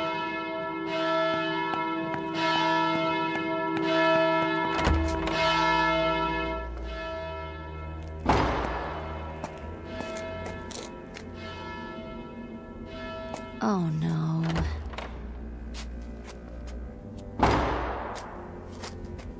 Where'd everybody go? See for yourself. I see it, but I don't believe it. There isn't anybody. Not a soul. Just us. This is too much of a stretch. There isn't a person or a thing alive in this town, and yet... What? We're being watched. Millie. I know when I'm alone, and I know when I'm being watched. Don't you? Now you're getting paranoid. I'm serious. The hair on the back of my neck stands up, and right now I feel like a porcupine. Not to mention delusional. Is that a delusion? I've got to find that kid. Good luck. Where are you? Hey, kid. There's no reason to hide. We're not gonna hurt you. Whoever you are, come on out and talk to us. It's no use. All right. We're both delusional. I feel it too. We are being watched. The hair on the back of your neck? No, my spidey sense is tingling. The whole town must have a whopping case of xenophobia. Sounds dreadful. I hope it's not catching. Fear or distrust of strangers. I should have realized. It's common in these little one-horse towns. I ought to know. I grew up in one. There are probably half a dozen people watching us from their living room windows right this minute. I'm getting goose pimples. No reason. There isn't even a breeze. Not a cloud in the sky. Or anything else. Like a car, a truck, a single solitary pedestrian. Give me your handkerchief. Why? Look at the flowers. Those are Shasta daisies. So? My allergy. Don't you remember when I took all those tests? I'm sure they're Shastas. I used to buy bunches of them and sneeze all the way home. You're not sneezing now. Bob, look at this. Better not touch them. Just to be safe. That's not what they are. Told you. These flowers aren't real. They're plastic, all of them. Lots of people do that. Dress up their yards with artificial flowers. Less maintenance. I know, but this is different. Nothing in this town is real. The house we slept in, the child we can't find, a squirrel stuffed with sawdust. Show me one thing in this place that's real. That tree is real. Is it? See for yourself. It is real. What did you expect? I don't know, but I think I would have lost my grip if one more thing, just one more, turned out to be artificial. Tree, I love you. Let me give you a big hug. Get me out of here! It's a prop, too. Somebody stood it up on the grass with a couple of boards nailed to the bottom. I'm leaving now! Honey, there's bound to be some explanation. I'd like to know what that could be. Just calm down. Here, have a cigarette. I thought you quit. I did. I carry a couple in case of emergencies. Well, this fits the definition. Oh, how old are these? I'll bet there's gonna be a wedding here today. They've just dressed up the lawn so it'll look pretty. You remember how when we got married? Bob! I was just saying how... The grass is on fire. Stand back! Oh, be careful. There. The flames are out. How did that happen? How could it? It was the match. I must have dropped it after I lit the cigarettes. But grass doesn't burn. Bob. Look at this. It isn't grass. It's some kind of paper or plastic colored green, like astroturf. And what does that mean? I don't know. If you don't, who does? Bob, where are we? Where are we? I wish I could give you a good answer. But I can swear one thing. I'm gonna find out.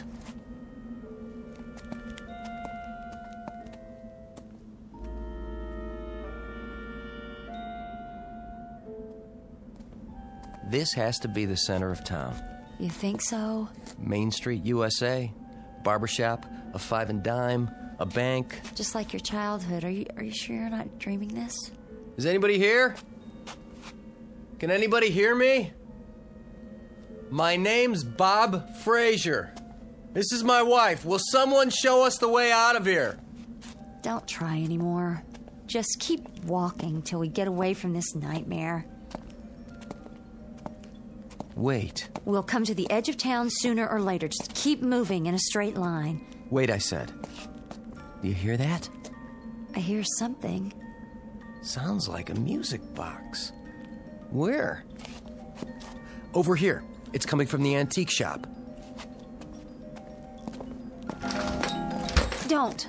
Why not? You don't know what's inside. Whatever it is, it's more than what's outside. Please, Bob. Something had to start that music box. I don't care. I just want to get away from here. I have to know.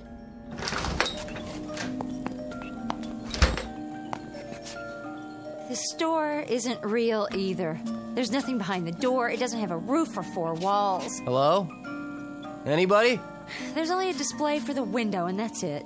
That music box didn't start all by itself. It could have. Our footsteps could have caused it to start. Oh, I don't believe that. It's possible. The spring was tightly wound. We came along outside, and the vibration jarred it, and now it's running down again. But somebody had to wind it. There's nothing. Nothing but these stage props. I'm not staying. Say that again? What? Stage props. That's where we are. On a stage? No, an old movie lot. There are 2 or 3 of them up in the Bronx. It's the only explanation.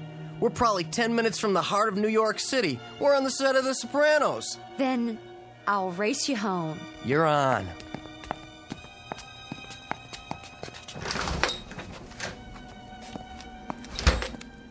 Funny that we can't hear traffic yet. We will. Keep walking. Or we could get a ride. That would sure be great. But for the time being... I'm serious. Look, what do you see? Is that a car? It wasn't here before, was it? No, it was not. Hey, buddy! I think he hears you. Oh, boy, am I glad to see you. We've been wandering around here all morning, and you're the first person... Bob, wait. Look at me. I'm talking to you. Bob. Can't you see us? Turn your head. What is the... He isn't real. He's some sort of... He's only a mannequin. Let go of it. Another trick. Some kind of joke. We have to keep going. Is somebody watching us? This has gone on long enough. We've had it. It's no use. Are you testing us? Are you watching us behind those windows? Are you taking notes to see how much of this we can stand before we turn into blabbering idiots? Well, that's it. Game over. I've had it. Come out and face me, whoever you are, so I can finish it right here in the middle of the street. We're human beings, do you hear? Human beings!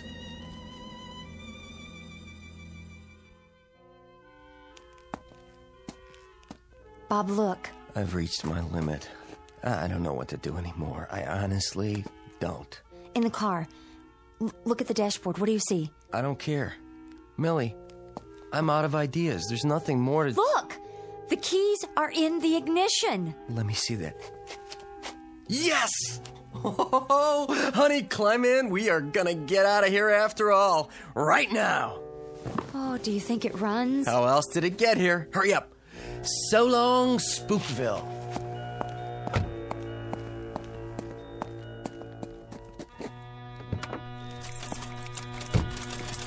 Come on. Turn over.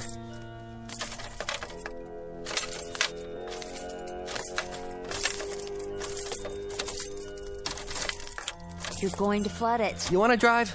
You're the one who got us into this nut house in the first place. All right. All right. You handle it.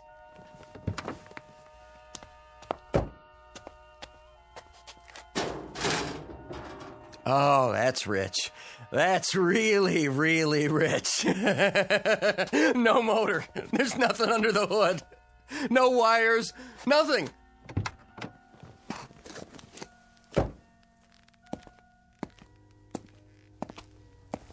Did you hear what I said?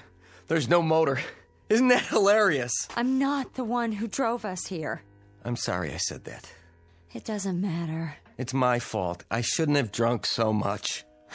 I know you shouldn't have. But I didn't drive us here. Then who did? I told you I don't remember. Not anything about what happened last night? How we got to this place? Only what I told you. I was driving along just above Riverdale. You were almost asleep, but you wanted to stop. Then we started up again. There was a shadow. It seemed to envelop the car for a moment. That's all I remember. I guess I could have fainted or blacked out. Or crashed. All right. Maybe I did crash. If you want to think that, it would explain everything, wouldn't it? Not to me. I crashed the car, ran off a bridge or into a ditch, if you like, and we're dead. That's not the law of parsimony.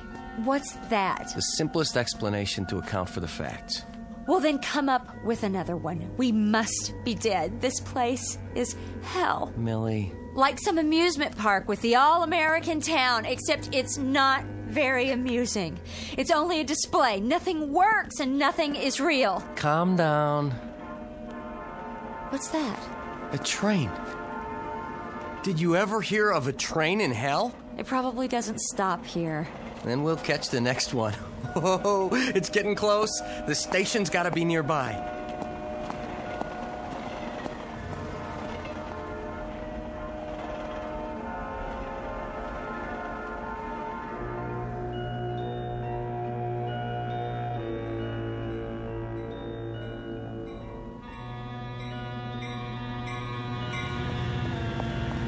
Here she comes. Is it real? Sure is. It's slowing down. Honey, we're going home. I can't believe it. Hello? Where have you been, you great big beautiful train? Ah, isn't it a beautiful train? The most beautiful train I ever saw.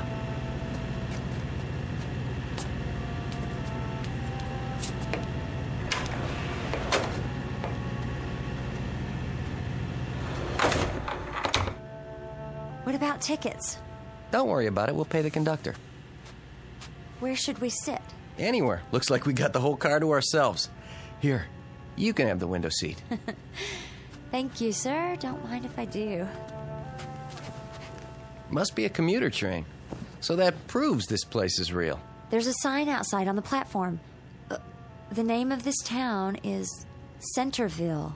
Never heard of it. I hope we never do again. Good riddance, Centerville. Oh, it's been fun, but I can't say I'll miss it. A side trip, that's all. Centerville, you are history. Ancient history. What a nutty little town. All form, no function. Maybe it was a housing development, the ideal community. I must say, I wouldn't want to live there. Some places are too quiet, too perfect. A nice place to visit if you're passing through. I still don't know how we got there. I guess it'll be one of those unsolved mysteries. We've got a story to tell our friends, at least. Oh, they'll never believe us. It just it doesn't make any sense. Why don't you admit it? You did have a few drinks at the party, didn't you? One or two. And somewhere along the way they caught up with you and you got lost and ended up in Centerville. If you say so. It does sound like the kind of screwball thing I'd do. How do you put up with me? Well, I guess I got a soft spot for screwballs. Well, you sure got one. It wasn't all that frightening back there. Easy for you to say now. It's just that whenever somebody goes boo, I jump a foot. Boo. Stop it. I'm fine now. Wait till we get to the office on Monday. I can see old Mr. Peabody now. Fraser, we're a team here. If one member of the team lets us down, then the whole organization suffers. You should be glad you made it back at all. He'll never know the half of it. Another stop already? Wouldn't want him to think I had a lost weekend. Bob? Flights of fancy aren't his thing. He's strictly facts and figures. What did you say about paying the conductor? Sure, no problem. They'll take cash. Then, where is he? He'll be along. No, Bob, he won't, because there isn't any conductor. Huh? Oh, Bob. What are you looking at? The sign outside. It says... Centerville. Oh, no. Maybe it's not the same Centerville. It's the same one. You can see from here. There's not a soul on the street. Nothing moves. Nothing real. How could we have left the station and ended up where we started? We went in a circle. Come on. Oh, no. I'm not going back. Not back. We're going to walk straight down Main Street, and this time we're going to keep on walking. Until what? Until we're out of hell.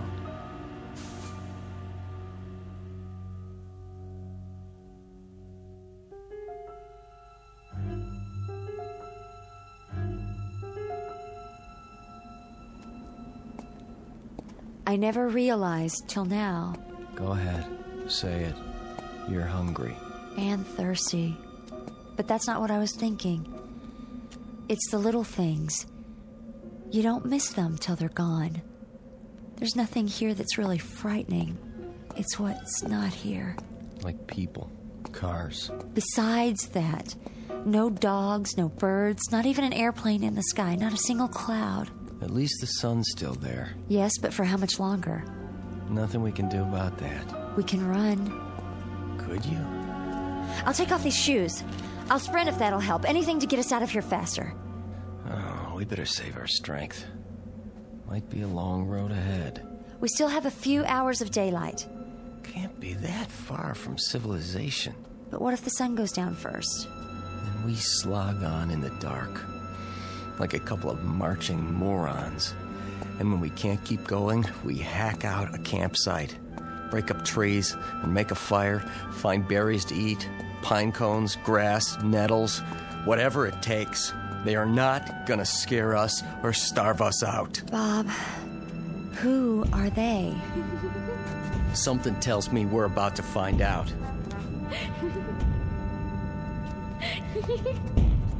Come on, I've had enough of this. Want to play? Let's play. Bring it on.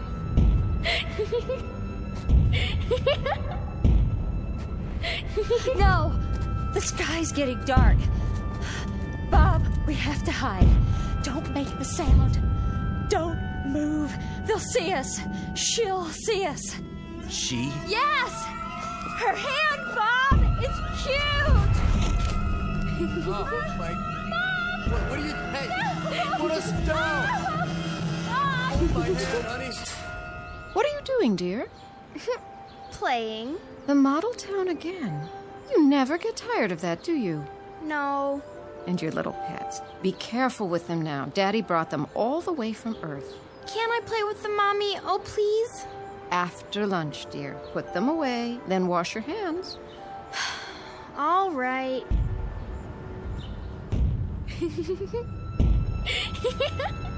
Put us down! Bob! What's she doing?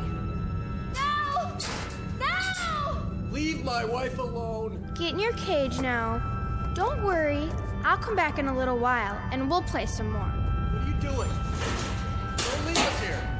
Don't! Wait for me. I'll be back. No!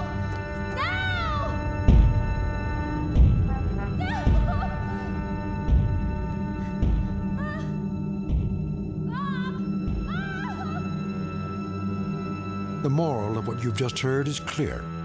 If you drink, don't drive. And if your wife has had a couple, she shouldn't drive either. The night is dark, and the road home can be a long one.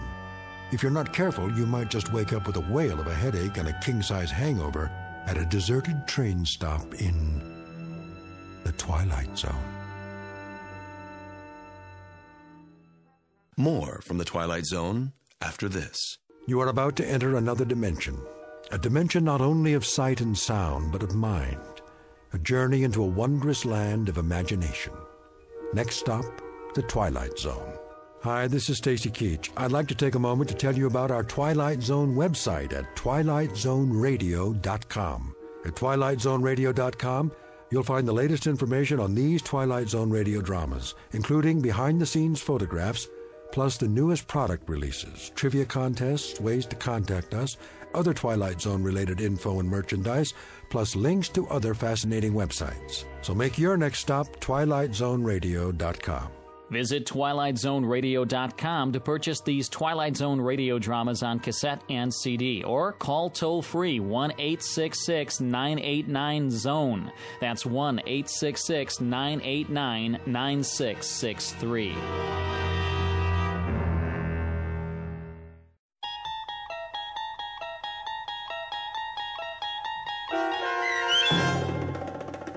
Stopover in a Quiet Town, starring Stephanie Weir, with Stacy Keach as your narrator, was adapted for radio by Dennis Etchison and written for The Twilight Zone by Earl Hamner Jr. Heard in the cast were Kurt Nabig, Frenette Lebo, and Haley Nabig. To learn more about the Twilight Zone radio dramas and to obtain audio cassettes and CDs of these programs, visit our website at twilightzoneradio.com. The producers of The Twilight Zone wish to thank CBS Enterprises, Carol Serling, Dennis Etchison, Dick Brescia Associates, Claire Simon Casting, Terry Jennings, XM Satellite Radio, Sirius Satellite Radio, our sponsors and our radio affiliates for helping make this series possible. This copyrighted radio series is produced and directed by Carl Amari for Falcon Picture Group. Audio editing, sound design, Foley effects, and mix for the Twilight Zone radio dramas are by Cerny American creatives Craig Lee, Michael Slaybach, Bob Benson, and Jason Rizzo.